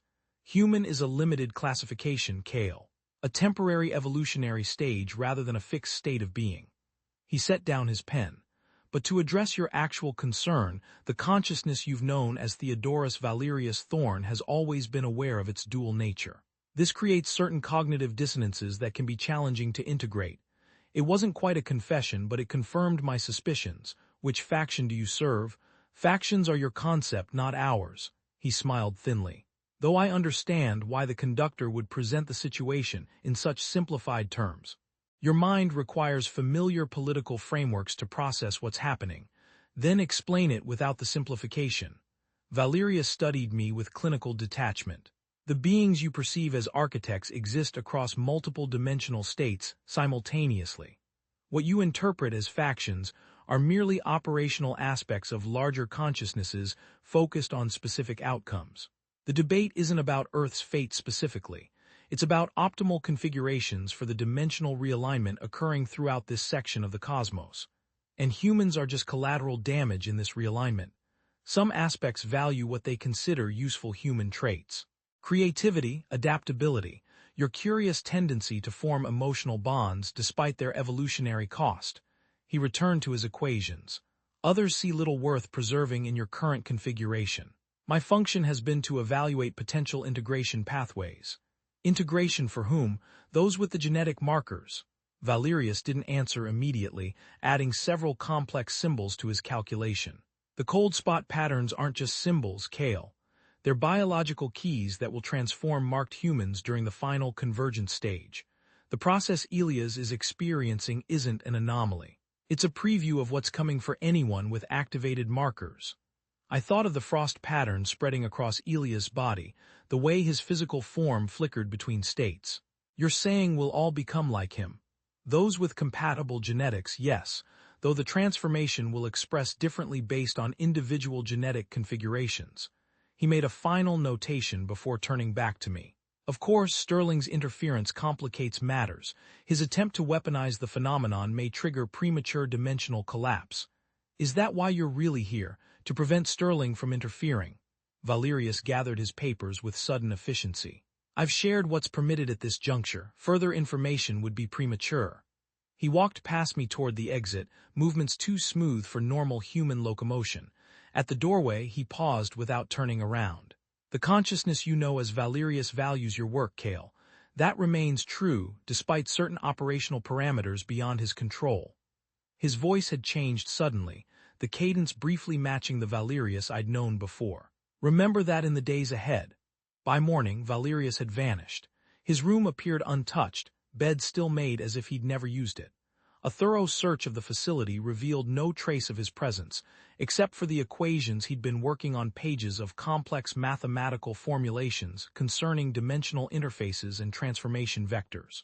Zara discovered the sabotage while attempting to contact her remaining network. All our communication equipment has been disabled, she reported, holding up a circuit board with precisely removed components. Nothing dramatic. Just key elements missing or disconnected, surgical. Can you repair it? Anya asked. Eventually, but I'll need components we don't have here. Zara looked troubled. The odd thing is, only our long-range systems were targeted. The local monitoring equipment remains functional. We began a methodical inspection of all our equipment, looking for further sabotage. In the storage room housing our backup systems, Anya found something unexpected. A small data drive taped beneath a shelf, easily missed during casual observation. It's encrypted, she said, examining it. But the authentication key appears to be in Valerius's standard format. We connected it to an isolated laptop, entering the decryption parameters Valerius had always used for secure communications. The screen displayed a single video file, dated 6 weeks earlier, before the Kyoto incident. The recording showed Valerius sitting in what appeared to be his private office at our previous research facility. He looked tired but fully present, more like the colleague I'd known than the entity that had just left our hideout. Kale, if you're viewing this, 2 things have happened, the recorded Valerius began. First, I've either disappeared or returned in a form that's raised your suspicions. Second, you've discovered something about my true nature. I exchanged glances with Anya and Zara as the recording continued. I've always been aware of my dual nature, though not always consciously. Since childhood, I've experienced periods of integration where another consciousness temporarily dominates mine. Valerius rubbed his temples in the recording. These episodes increased in frequency after joining your research team, and I now understand why. Proximity to you accelerated the process. He leaned closer to the camera, voice dropping. I don't have answers about what I truly am. My parents were normal humans as far as I know, but I've come to believe I'm some form of hybrid or construct designed to monitor specific bloodlines, particularly yours, Kale. The recording Valerius looked briefly over his shoulder before continuing. These integration episodes are becoming more sustained. Each time I lose more of myself to the other consciousness. I'm recording this during a period of clarity that may be my last. He shuffled papers on his desk, revealing diagrams of door manifestations. The most important thing you need to understand is that not all architect factions intend conquest. Some genuinely seek coexistence. The cold spot transformations aren't weapons. They're adaptations necessary for survival during dimensional overlap. Static briefly disrupted the recording before Valerius reappeared, looking more agitated. I can feel it coming back, the other consciousness. I don't know its specific intentions, but I've gathered that certain factions want to preserve compatible human bloodlines, while others view all humans as expendable. Valerius's expression suddenly changed, his posture straightening as geometric patterns briefly flashed across his eyes. With visible effort he fought through whatever was happening. "Trust the conductor," he managed, voice strained. "But verify everything. The convergence can't be stopped, but its outcome remains." The recording ended abruptly, cutting to static. We sat in stunned silence until Zara spoke. So Valerius was, what, some kind of sleeper agent planted among us? "More complex than that," Anya said thoughtfully. "A hybrid identity, gradually being subsumed by its non-human aspects. The Valerius we knew was genuine, within the parameters of his existence." Before we could discuss further, a sound from the medical room interrupted us. A hoarse cry, followed by a crash. We rushed to find Elias sitting upright on his cot for the first time in days. Frost patterns across his skin pulsed with intense blue light. His crystalline eyes focused on something beyond the room's physical dimensions. "The Council has reached a decision," he gasped, voice resonating with mathematical vibrations similar to the Valerius entities. His form flickered between solid and transparent states, quantum uncertainty manifesting visibly. "The convergence cannot be reversed. Earth will be reclaimed." Then he collapsed back onto the cot, form destabilizing, until he appeared more like a three-dimensional projection than a physical being. The frost patterns continued pulsing across his increasingly transparent skin, mathematical sequences flowing through the geometric designs. "What does he mean, reclaimed?" Zara demanded. I stared at Elias' fluctuating form, the implications settling like ice in my stomach. "It means we're out of time." Elias's dire pronouncement still hung in the air as I stared at his fluctuating form. The frost patterns pulsing across his increasingly transparent skin seemed to be writing equations directly into the atmosphere. "We need to observe an active door site," I said, turning to Zara and Anya. "Not just reports or second-hand data. If the Council has reached a decision about Earth, we need to understand exactly what's happening to our physical reality." Anya's fingers already danced across her tablet.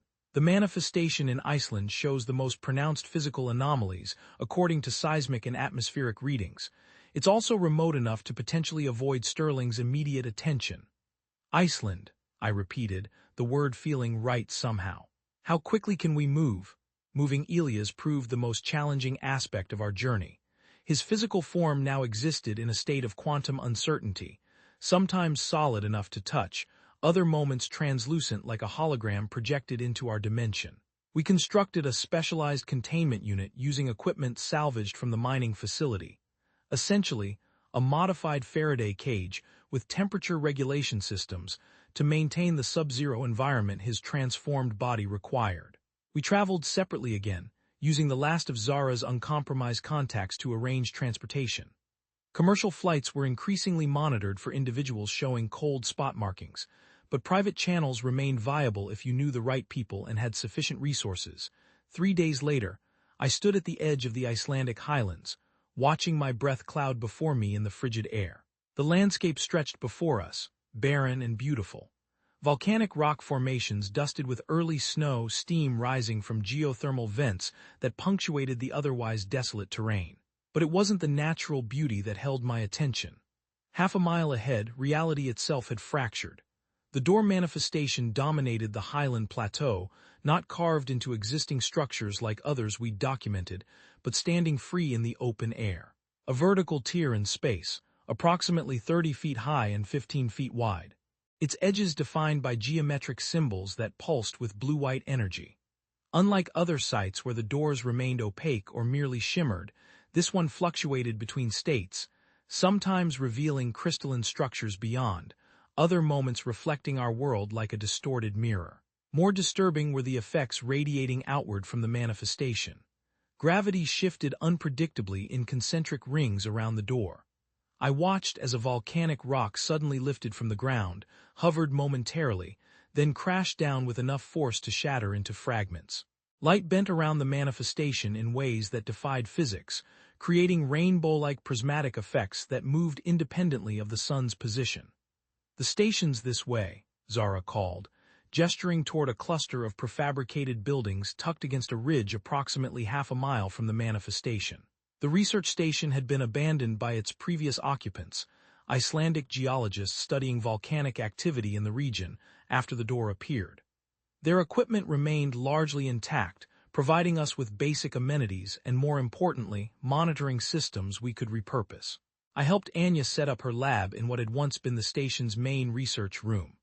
The reinforced structure offered protection from the increasingly unpredictable weather patterns surrounding the door. Zara established her communications array in an adjacent space, salvaging parts from the geologist's equipment to replace what Valerius had sabotaged.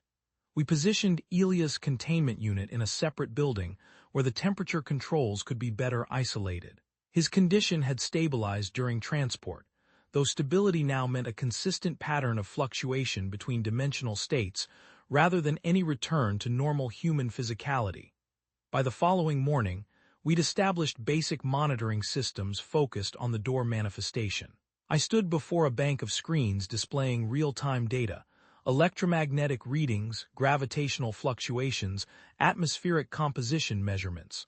The numbers painted a disturbing picture. "The door isn't just sitting in our reality," I observed as Anya joined me.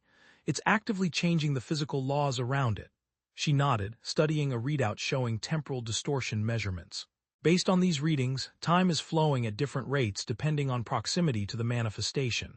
The effect increases exponentially within 10 meters of the threshold." "Bleeding effect," I murmured. "Their dimension leaking into ours." "Precisely. The boundaries between dimensions aren't merely thinning, they're dissolving in expanding radius patterns." She pointed to a global map where she'd marked confirmed door locations. "If this progression continues at current rates, the affected areas will begin overlapping within weeks." The implication hung between us, too terrible to voice aloud. Earth's physical reality was being rewritten from multiple points simultaneously. The process would only accelerate as doors remained open longer. That afternoon, Zara received updates from what remained of her observer network. Most of her contacts had gone dark, either captured by Sterling's forces or forced underground, but a few reliable sources continued reporting covertly. "They're testing the doors," she said, her voice tight as she displayed footage on her tablet. The video, grainy and obviously recorded from a concealed position, showed military personnel escorting civilians toward a door manifestation in what appeared to be a controlled facility. The civilians, all exhibiting visible cold spot markings, were being directed through the threshold by armed guards. "Testing how?" I asked, though I already suspected the answer. "Sending people through. Sterling's calling them voluntary research subjects, but my contact says they're detainees from the containment camps." Her expression hardened. "None have returned." I watched the footage again, focusing on the faces of those being escorted to the threshold. They moved with the shuffling gait of the heavily sedated, cold spot patterns visible on exposed skin. None resisted as they approached the door. None emerged from the rippling surface. "Human test subjects," Anya whispered, the horror evident in her voice. "Sterling's trying to understand what happens during transition," I said. "Whether humans can survive crossing between dimensions. Or whether we're even meant to," Zara added grimly. That night I stood outside the research station, studying the door manifestation from a distance I had calculated to be relatively safe. Even from a quarter-mile away, I could feel its influence. A subtle pressure behind my eyes, a faint ringing in my ears that seemed to modulate in complex patterns. The door pulsed with intensifying energy as darkness fell, its geometric patterns casting eerie blue light across the barren landscape. The effect created false horizon sections of terrain suddenly illuminated, then plunged back into darkness as the energy fluctuated. I had meant to simply observe, to document the manifestation's nocturnal behavior patterns. But as I watched, something shifted in my perception. The pressure behind my eyes intensified, and without warning or transition I was elsewhere. Unlike my dream visions, this experience happened while fully conscious.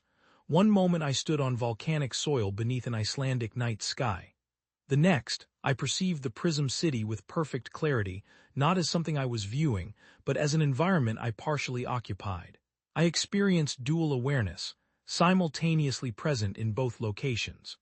I could feel the cold wind against my face in Iceland, while also sensing the mathematical vibrations that served as atmosphere in the architect's realm. The sensation wasn't painful, merely disorienting, like trying to process two separate visual feeds simultaneously. In the Prism City, I found myself once again near the central information hub. But now the geometric displays showed something new. A comprehensive map of Earth overlaid with pulsing points representing door manifestations. The pattern revealed what we'd already suspected. The doors weren't appearing randomly. They formed a precise geometric network across the planet's surface, each positioned according to mathematical constants I couldn't fully comprehend. More disturbing was a secondary display showing what appeared to be timeline projections. The map cycled through progressive stages, the affected areas around each door expanding until they merged completely. The final projection showed Earth entirely transformed, its geography recognizable, but overlaid with crystalline structures that appeared as growths across the planet's surface. A terraforming plan, or more accurately, a dimensional conversion strategy. The vision ended as abruptly as it had begun. I found myself back in Iceland, on my knees in the volcanic soil, shivering violently. My watch showed that nearly 40 minutes had passed, though the experience had seemed to last only moments. As I staggered back toward the research station, I realized the experience had been fundamentally different from my previous dream connections. This hadn't been observation or even communication. It had been partial transference. For those minutes, I had existed simultaneously in both dimensions, my consciousness split between realities. The implications terrified me. I found Anya still awake in the lab, analyzing data from the door's most recent energy fluctuation cycle. She looked up as I entered, her expression immediately shifting to concern. "You're freezing," she observed, reaching for a thermal blanket kept for emergencies. "What happened?" As she wrapped the blanket around my shoulders, I explained the vision, the simultaneous perception, the territorial map, the projected timeline for Earth's transformation.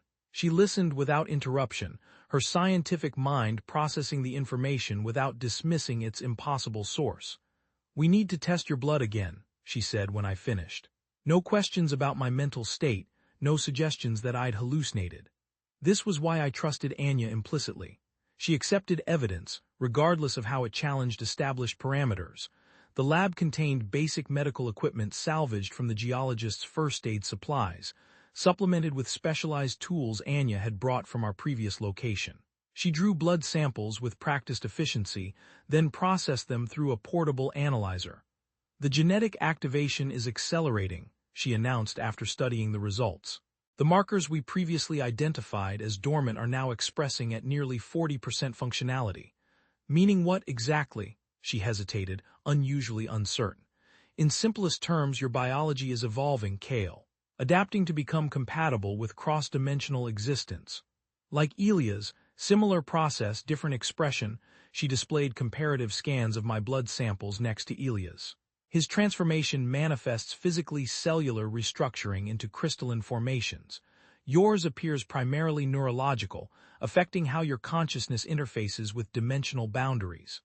The room seemed suddenly colder. "I'm turning into some kind of dimensional receiver. More like a translator, I think." She gestured to the neural activity scans. "These patterns suggest your brain is developing new pathways for processing information across dimensional boundaries.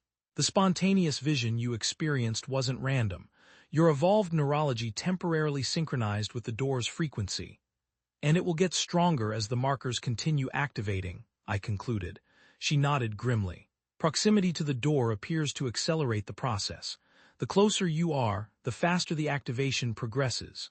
We worked through the night, documenting the changes in my biology and correlating them with door activity patterns. By morning, I had developed a small cold spot on my left wrist, not the raised frost pattern covering Elia's, but a patch of skin that maintained a temperature several degrees below normal body heat. Zara found us still working when she brought coffee shortly after dawn. She eyed the medical equipment with characteristic directness. Bad news, she asked, setting the mugs down. Anya and I exchanged glances. Evolution, I replied simply, showing her the small cold spot on my wrist. Zara examined it without touching, her expression revealing nothing. We've all been exposed. Is this happening to everyone? Only those with specific genetic markers, Anya explained, but proximity and duration of exposure affect activation rates. And me? Zara asked quietly. Anya hesitated. I'd need to test your blood to be certain. Zara rolled up her sleeve without comment, extending her arm. The simple gesture conveyed absolute trust, rare for someone whose professional survival had depended on skepticism and caution. While Anya processed Zara's blood sample, I checked on Ilya's. His containment unit maintained the sub-zero temperature his transformed body required, frost patterns creating elaborate geometric designs across the reinforced glass walls. I know you're aware, I said, placing my palm against the glass. I could use your insight right now. For several moments, nothing happened.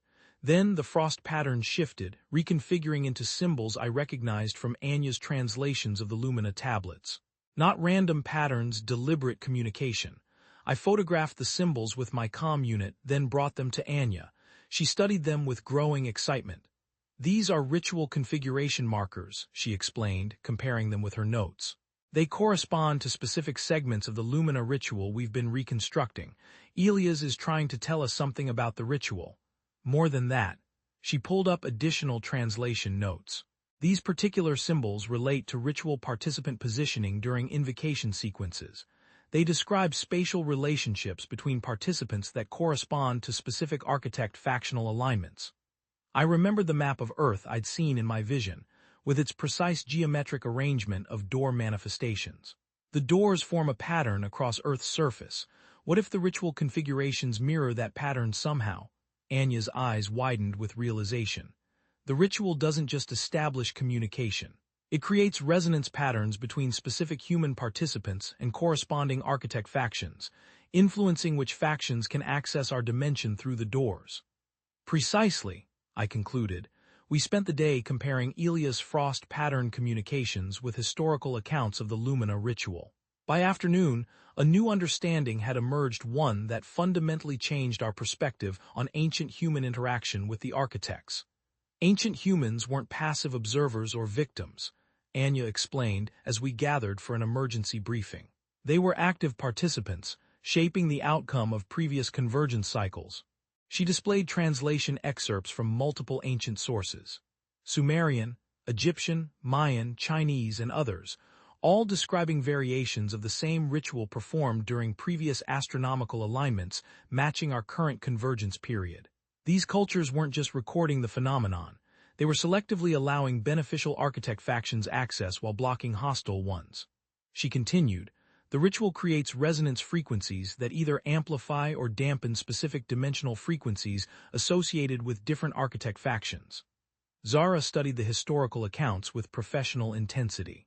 So ancient humans essentially chose which architects could influence Earth during convergence periods within limits. Yes, Anya confirmed. They couldn't prevent the convergence itself. That's determined by cosmic alignments beyond human control, but they could influence which dimensional frequencies dominated during the overlap period. Meaning, they determined which faction gained territorial advantage, I added. The harmonizers versus the purifiers, precisely. Anya's expression was simultaneously excited and grim, and based on these accounts, humanity has successfully performed this filtering during at least 3 previous convergence cycles. The implications staggered me. Humanity had agency in this process, had always had agency, though that knowledge had been largely lost over time. We weren't simply victims of cosmic forces beyond our comprehension. We had participated in shaping our reality during previous dimensional convergences. That evening, I returned to Ilya's containment unit with Anya's latest ritual translations. His physical form had deteriorated further, now appearing more like a 3-dimensional projection than a solid body. The frost patterns covering the unit's walls changed constantly, forming and dissolving in mathematical sequences. We're starting to understand, I told him, placing the translations against the glass.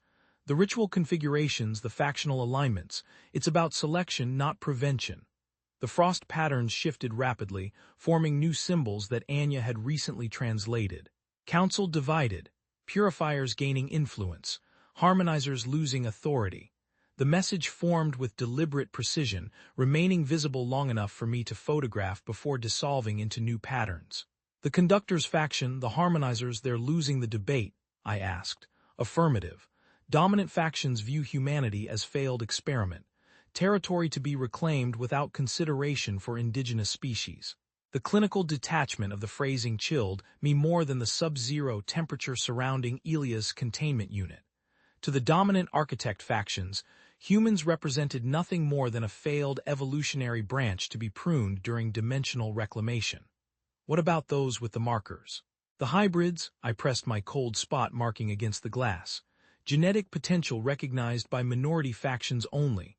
Majority view collection of viable specimens for preservation. Remainder classified as expendable. Collection, I repeated, understanding the euphemism for what it was. They plan to preserve a small percentage of humans with useful genetic markers and eliminate the rest. The frost patterns pulsed once in confirmation. How much time do we have? Final council determination imminent. Dimensional overlap accelerating beyond predicted parameters. Sterling's interference destabilizing transition points. Sterling. How is he interfering? Forcing transit without proper resonance alignment. Creating dimensional fractures. Uncontrolled boundary dissolution. I thought of the footage Zara had shown us, civilians with cold spot markings being forced through doors under Sterling's direction. He wasn't just observing the phenomenon. He was actively destabilizing it through reckless experimentation. Can the Lumina ritual still work? Can we influence which factions dominate during the final convergence stage?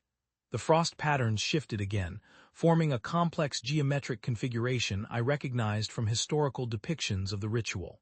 Theoretical possibility remains. Requires precise execution at key node within door network. Iceland manifestation qualifies as primary node. Hope surged through me for the first time in days. We're in the right place. Partially correct. Location viable, timing critical. Ritual participants must possess specific resonance frequencies. Current team possesses necessary genetic diversity if all members exhibit minimum activation threshold. I looked down at the small cold spot on my wrist, understanding its significance in a new context. These weren't just signs of dimensional exposure. They were biological keys, preparations for the ritual that might determine humanity's fate during the convergence. I returned to the main lab to find Zara and Anya hunched over the communications array, expressions grim. Sterling's people have captured my remaining primary contacts, Zara reported without preamble. Based on transmission triangulation patterns, they're narrowing down our location. How long do we have? I asked. 2 days, maybe less. She pulled up satellite imagery showing increased military air traffic over the North Atlantic. They're mobilizing specialized units for deployment in this region. Not subtle about it either, I looked at Anya. Do we have enough of the ritual reconstructed to attempt a full implementation? She hesitated, then nodded. The core elements are clear. We need to establish the correct geometric configuration of participants at precise distances from the door manifestation. The incantations aren't merely symbolic. They create specific vibrational frequencies that influence dimensional resonance patterns. And participants need activated markers, I added, showing them the frost pattern communication from Ilias. Anya examined my small cold spot, then looked at Zara. Both of you show activation, though at different stages. I found early markers in my own blood work as well, though significantly less developed. 3 participants plus Ilias, I said. Is that enough? According to historical accounts, the minimum viable configuration requires 4 active participants plus a center focus. Anya displayed a diagram showing ritual positioning. The focus must be someone with advanced transformation, essentially a living dimensional anchor. Ilias, I confirmed. She nodded grimly. He's already functioning as a bridge between dimensions. His condition may actually be an advantage for the ritual rather than an impediment. We spent the next 18 hours in intensive preparation, with Ilia's frost pattern communications guiding our understanding of the ritual's more esoteric elements. Anya translated continuously, correlating ancient accounts with the information Ilias provided. Zara monitored Sterling's approaching forces while reconfiguring our limited equipment to support the ritual requirements. By the following evening, we had established a ritual site near the door manifestation. Using volcanic rocks from the surrounding landscape, we marked the precise geometric configuration Elias had indicated through his frost patterns. The positioning corresponded to both ancient diagrams in Anya's research and the planetary door arrangement I'd seen in my vision. The alignment must be exact, Anya instructed as we placed the final markers. Each position corresponds to a specific frequency that resonates with particular architect factional signatures. My cold spot had expanded slightly, now covering my entire wrist and extending partially up my forearm. Not painful, merely numb, as if that section of my body existed partially in another dimensional state. Zara had developed a similar marking on her shoulder, while Anya's remained barely visible on her left palm. As darkness fell, the door manifestation's energy intensified. The geometric symbols along its edges pulsed with increasing frequency, casting blue-white light across our ritual configuration. The air around the site felt charged, tiny arcs of electricity occasionally jumping between the volcanic marker stones. We performed a preliminary alignment test, each taking our positions at the marked points while Elia's containment unit occupied the central focus position. The results were immediately apparent. The door's surface rippled in response to our presence, and gravitational fluctuations in the surrounding area temporarily stabilized. "It's working," Anya confirmed, checking readings on her equipment. "The dimensional frequencies are synchronizing with our biological resonance patterns." We returned to the research station to finalize preparations for the full ritual scheduled for dawn, when astronomical alignments would strengthen the effect. Zara continued monitoring Sterling's approach. 3 transport helicopters departed from Reykjavik 1 hour ago, she reported, studying satellite feeds. Based on their trajectory and speed, they'll reach our position shortly after sunrise. "Perfect timing," I said grimly later that night. I stood alone outside the station, watching the door manifestation pulse with increasing energy. The cold spot on my arm responded to its fluctuations, temperature dropping further with each surge. The connection between my modified biology and the dimensional tier was undeniable. I felt the pressure build behind my eyes again, the precursor to another spontaneous vision. This time I didn't resist. I let the sensation wash over me, allowing my consciousness to split between dimensions. The Prism City appeared around me with startling clarity. But unlike previous visions, I now stood directly in the council chamber I'd glimpsed before. Architect entities arranged themselves in their complex 3-dimensional configuration, mathematical concepts colliding as their debate continued. The conductor's form turned toward me, immediately recognizing my presence. Unlike before, I sensed its awareness of my observation. The consciousness we share allows direct communication now. The concept unfurled in my mind with perfect clarity. Not words, but pure understanding transmitted directly between dimensional states. "We observe your ritual preparations. The configuration you've chosen aligns with harmonizer frequencies. This is correct." I tried to respond, focusing my thoughts toward the entity. "Will it work? Can we influence which factions dominate during the final convergence? Your understanding has advanced significantly. The ritual creates resonance pathways that favor specific factional frequencies. With proper execution, harmonizer influence may expand temporarily during the critical transition phase. But Sterling approaches, I thought. He'll try to stop us. The human-designated Sterling serves destabilization interests, unconsciously. His attempts to weaponize transition technology create fracture points in dimensional boundaries. This accelerates convergence unpredictably. What happens if we fail? The dominant council factions will implement complete territorial reclamation, specimen collection of viable genetic lines, full-dimensional restructuring of Earth environment. Genocide, I translated mentally, a simplification, but essentially correct. The conductor's form shifted, patterns reconfiguring into a more focused configuration directed specifically toward me. "Your genetic activation progresses at optimal rates. You were designed for this function across many generations of selective influence. The hybrid bloodlines represent our contingency strategy against council hardliners." I absorbed this with growing unease.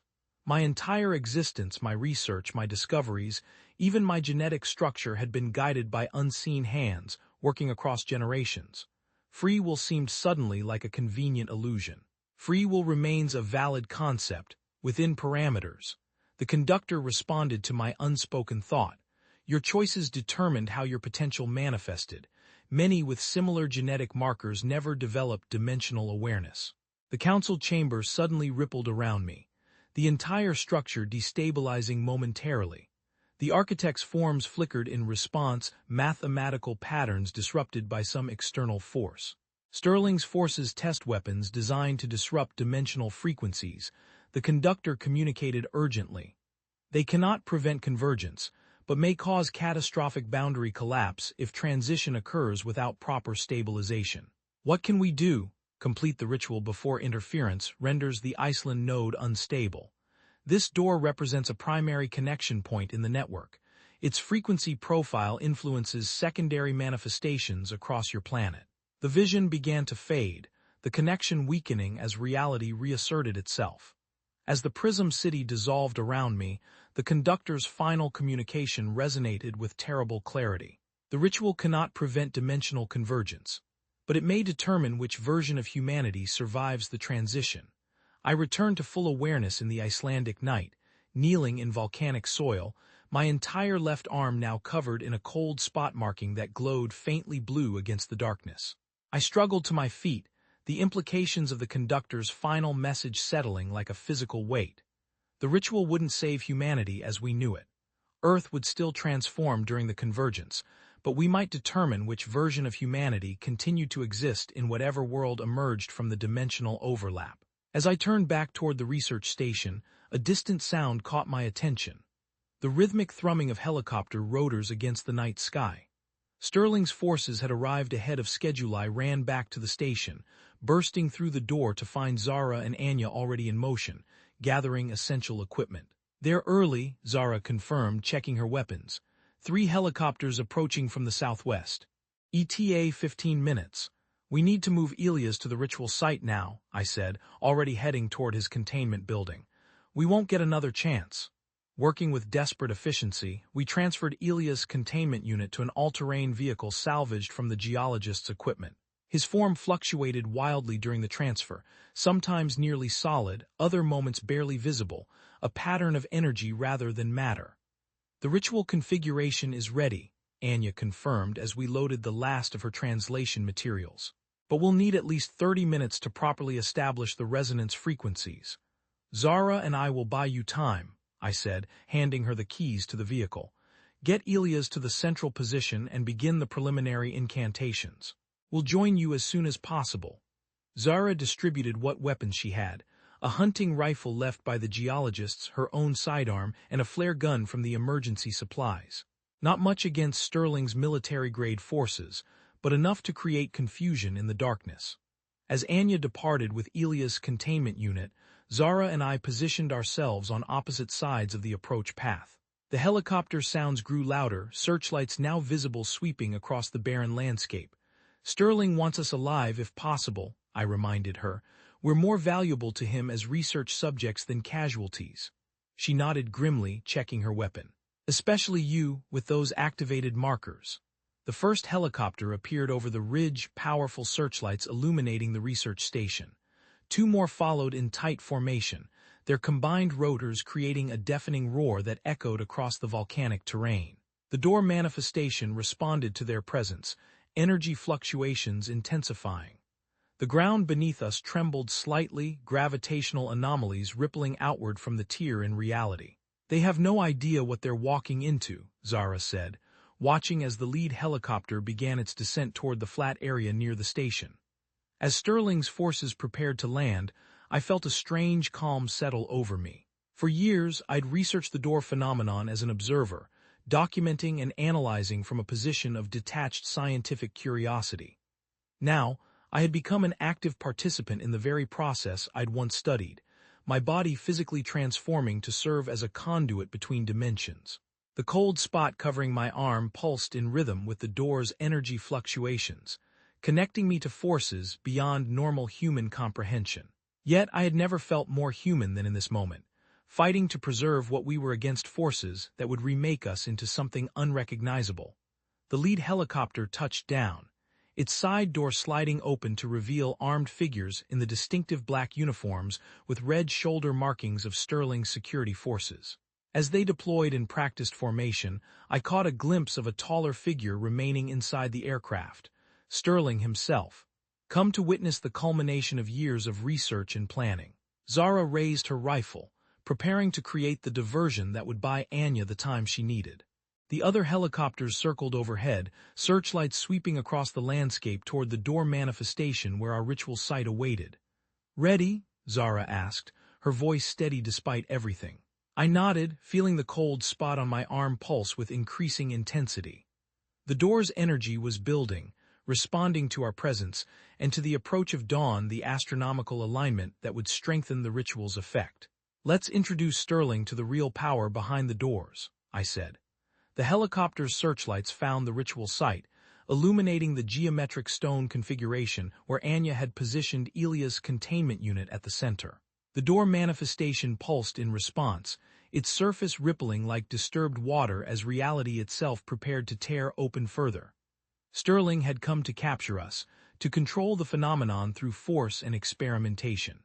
Instead, he would witness humanity's first conscious attempt in centuries to influence which version of our species survived the coming convergence. As the armed forces began moving toward us in formation, the first rays of dawn broke over the eastern horizon. The ritual's time had come. I crouched behind a ridge of volcanic rock, watching Sterling's forces deploy with military precision around our research station. 3 black helicopters hovered like predatory insects, their rotors slicing the air. Zara positioned herself behind an outcropping 20 meters to my left, her rifle resting on the rock. She caught my eye and nodded once ready. I glanced down at my arm. The cold spot had expanded, now covering from fingertips to elbow in a pattern of geometric frost that pulsed faintly blue in rhythm with the distant door manifestation. The numbness had spread with it, my left arm feeling increasingly disconnected from normal physical sensations. What I planned to do next wasn't part of our original strategy. The realization had come to me during my last connection with the conductor, a desperate alternative born from everything I'd learned about the architects and their factions. Alpha Team, secure the perimeter. Beta Team with me toward the anomaly. A voice commanded through a megaphone. Sterling himself stood at the edge of the landing zone, his imposing figure unmistakable even at this distance. Unlike his security personnel in their tactical gear, he wore a tailored suit that seemed absurdly formal against the volcanic wasteland. I keyed my comm unit. "Anya status. Ilya's is positioned at the central focus. I've initiated preliminary incantations, but something's wrong." Her voice crackled with static. "The door's energy field is interfering with our communications. The resonance patterns aren't stabilizing. It's like the door is resisting." "Keep going, we're on our way," I signaled to Zara, then moved in a crouch toward our planned extraction route. We navigated through a maze of volcanic formations, avoiding the sweeping searchlights. The cold spot on my arm pulsed more intensely as we approached the ritual site, synchronizing with the door's energy fluctuations. Each pulse sent a wave of information through my modified nervous system, mathematical concepts. Rather than sensory data, the ritual site came into view beyond a low ridge. Anya had positioned the stones exactly as the ancient texts described, creating a geometric configuration that mirrored the planetary door network. Ilya's containment unit occupied the central position, frost patterns flowing across its surface in mathematical sequences too complex for ordinary human comprehension. Anya knelt at one of the marker positions, her voice rising and falling in the strange, prelinguistic sounds of the Lumina ritual. The cold spot on her palm glowed faintly as she moved her hands in precise geometric patterns, tracing symbols in the air that briefly materialized as momentary distortions in reality. The door manifestation loomed 30 meters beyond our ritual configuration, a vertical tier in space. Its edges defined by pulsing geometric symbols, its surface rippled like disturbed water, occasionally becoming transparent enough to reveal glimpses of crystalline structures beyond. "Something's wrong," Anya said as we reached her. "The resonance frequencies aren't aligning properly. It's like trying to tune an instrument where someone keeps changing the pitch." I studied the door manifestation, understanding washing over me with terrible clarity. They're actively fighting over control of this node. The council factions, they know what we're attempting. Can we still complete the ritual? Zara asked, keeping her rifle trained on the direction of Sterling's approaching forces. Not as planned. I met Anya's eyes directly. We need to modify the ritual parameters. Modify how? Anya's scientific skepticism surfaced even in this desperate moment. These configurations are precisely calibrated based on historical precedent and Elia's guidance. I took a deep breath. Instead of trying to control which architects come through, we reverse the directional flow. We send someone through to them. Her eyes widened. That's insane. There's no historical precedent for humans successfully traversing a door, the physical requirements alone.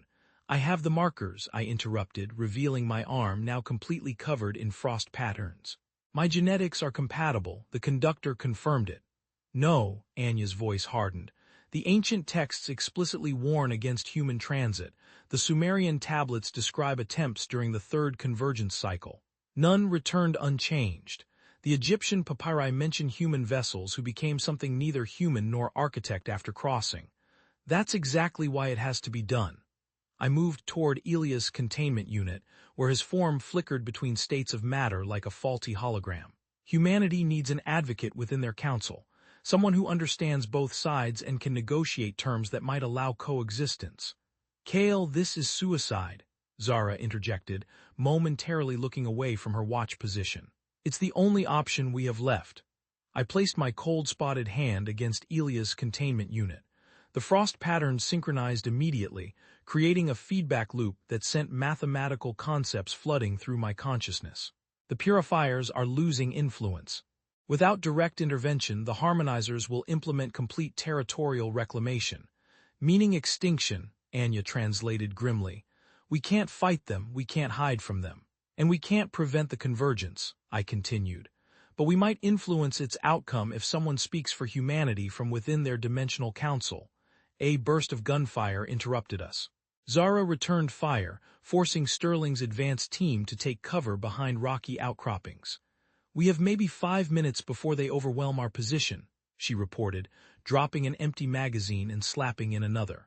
Anya looked between me and the door manifestation, her scientific mind visibly calculating possibilities against historical knowledge. The modifications would require significant reconfiguration of the resonance frequencies, she finally said. We'd need to invert the directional flow while maintaining dimensional stability. Elias can help. I gestured toward his containment unit, where frost patterns had begun forming equations I recognized from my visions of the Architect's Council chamber. He's more connected to their dimension than ours now. He can function as a bridge. Another exchange of gunfire, closer this time. You realize if you succeed, you may never return as yourself, Anya said, already adjusting the ritual markers to create a new configuration. The texts are explicit. The human consciousness cannot maintain coherence across dimensional boundaries without fundamental restructuring. I'm already changing. I held up my arm, where the frost patterns had spread to my shoulder and begun advancing across my chest. We all are. The question is whether we control that change or let it control us. She gave me one final, searching look, then nodded. Take the northern position, Kale. Zara, when you can, occupy the western marker. I'll establish the modified resonance frequency from the south.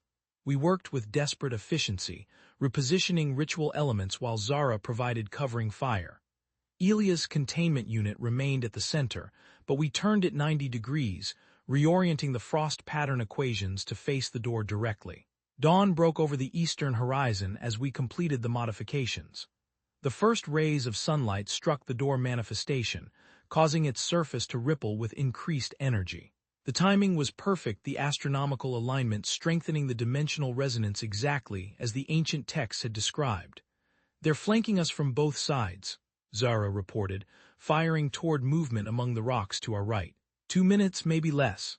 Anya began the incantation, her voice taking on that strange resonant quality that seemed to vibrate across dimensional boundaries. The cold spot on her palm glowed brighter, frost patterns extending up her wrist as she traced complex symbols in the air. I took my position at the northern marker, feeling the energy build around us as the ritual established its modified resonance pattern. With Zara still providing covering fire, our triangle was incomplete. But the door responded nonetheless, its surface pulsing in sync with Anya's incantation. Inside his containment unit, Ilya's form stabilized momentarily. His crystalline eyes focused on me with unexpected clarity. "It will work," he said, his voice carrying mathematical harmonics that made the air vibrate. "But the transfer requires a physical connection between dimensions." The containment unit's seal hissed open before any of us could respond. Frigid air poured out, carrying geometric frost patterns that spread across the ground in perfect mathematical sequences. Ilias emerged, his body now more energy than matter, portions of him transparent enough to see the landscape through his form. He moved toward the center of our ritual configuration, leaving a trail of frost patterns that pulsed with blue luminescence. "I will serve as the bridge. My transformation has prepared me for this function." Sterling's forces appeared at the ridge line. Weapons trained on our position. Zara dropped to a prone firing position at the western marker, completing our triangle while continuing to provide suppression fire. "Now, Anya," I shouted. She increased the tempo of the incantation, her voice rising above the gunfire and helicopter rotors. The ritual markers began to glow with the same blue energy that pulsed through Ilia's frost patterns. The ground beneath us trembled as gravitational fluctuations intensified. The door manifestation's response was immediate and dramatic. Its surface transformed from opaque rippling to perfect transparency, revealing what lay beyond with startling clarity. I saw the vast council chamber from my visions, a massive crystalline structure that defied Euclidean geometry, filled with beings composed of geometric patterns rather than matter. The architects arranged themselves in their factional patterns, their debate visibly intensifying as our ritual opened a direct viewing portal into their chamber. At the center, I recognized the conductor's distinct pattern structure, its form oriented toward our dimensional opening. Ilias moved between me and the door, his body fluctuating wildly between states. "The bridge is forming," he said, his voice barely recognizable through the mathematical harmonics, "but it requires a focal point of consciousness to maintain stability during transit." I understood what he meant. He couldn't cross over himself. His transformation had progressed too far, leaving him in an indeterminate state between dimensions, but he could create a pathway for someone still anchored in human form. "Kale, wait," Anya called, maintaining the ritual incantation while trying to intervene.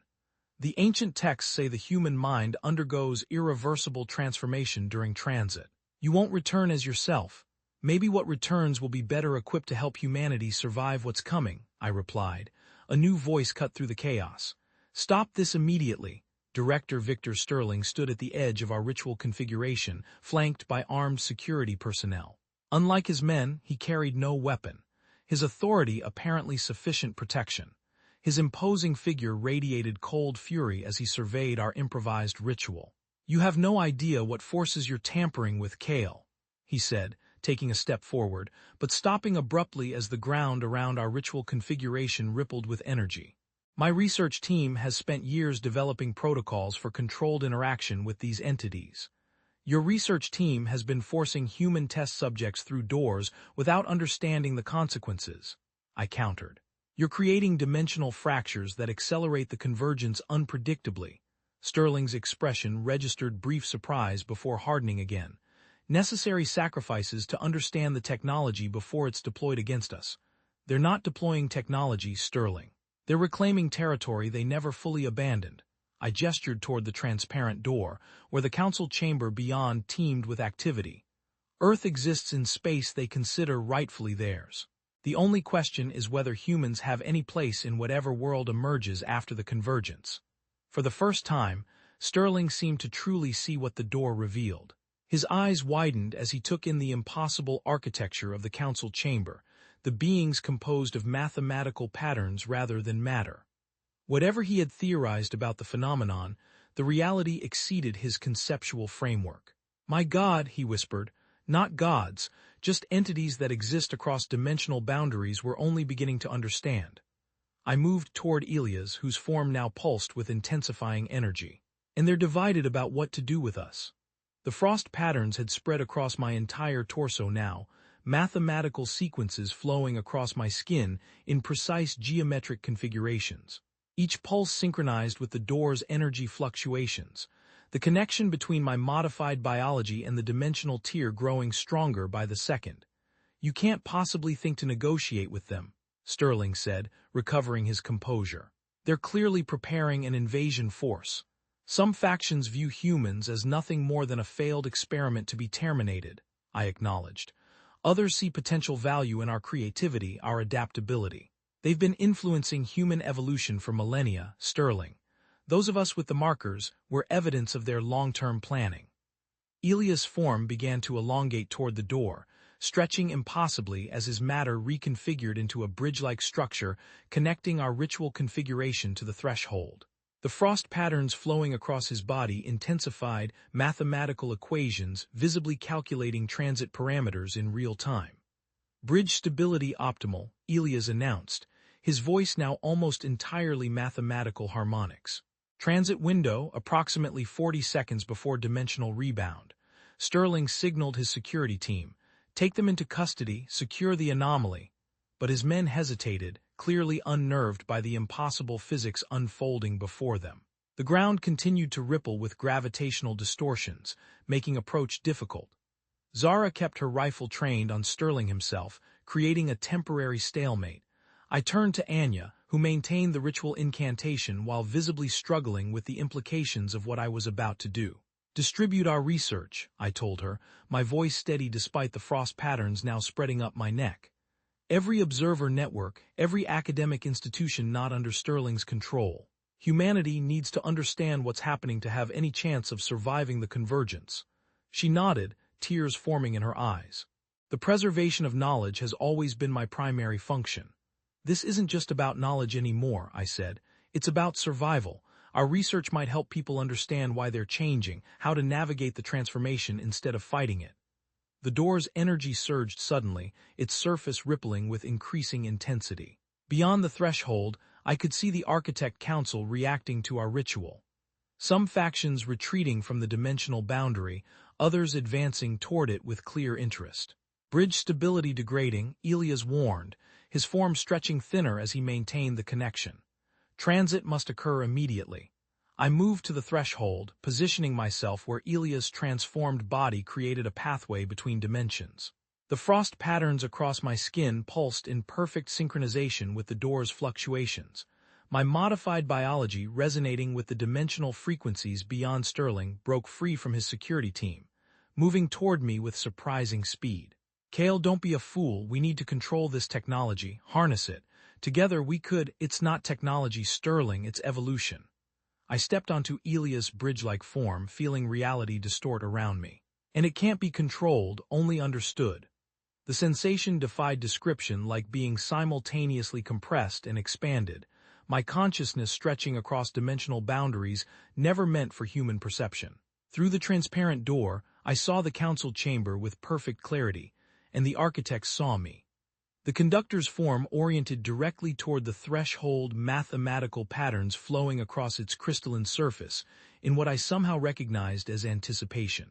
Other council factions retreated or advanced according to their positions on human integration. The debate visibly intensifying as I approached the boundary behind me. Sterling shouted something, lost in the roar of dimensional energy. Zara maintained her position at the western marker, rifle still trained on Sterling's forces.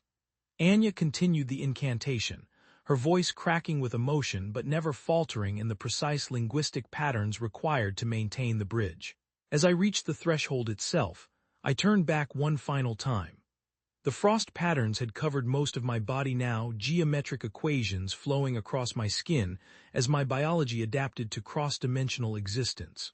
I was already changing, becoming something neither fully human nor architect. The hybrid intermediary the conductor's faction had spent generations cultivating. "Find the others with markers," I called to Anya and Zara. "Help them understand what's happening to them. Humanity's future depends on it." Then I stepped through the threshold, feeling reality tear around me as my consciousness expanded beyond conventional dimensional limitations. The last thing I saw in the human world was Sterling's face. A mixture of rage, awe, and dawning comprehension as he witnessed something his paradigm couldn't possibly accommodate. My perception split into multiple simultaneous streams as I crossed the boundary. Part of me still anchored in human consciousness, another part expanding into mathematical concepts beyond language.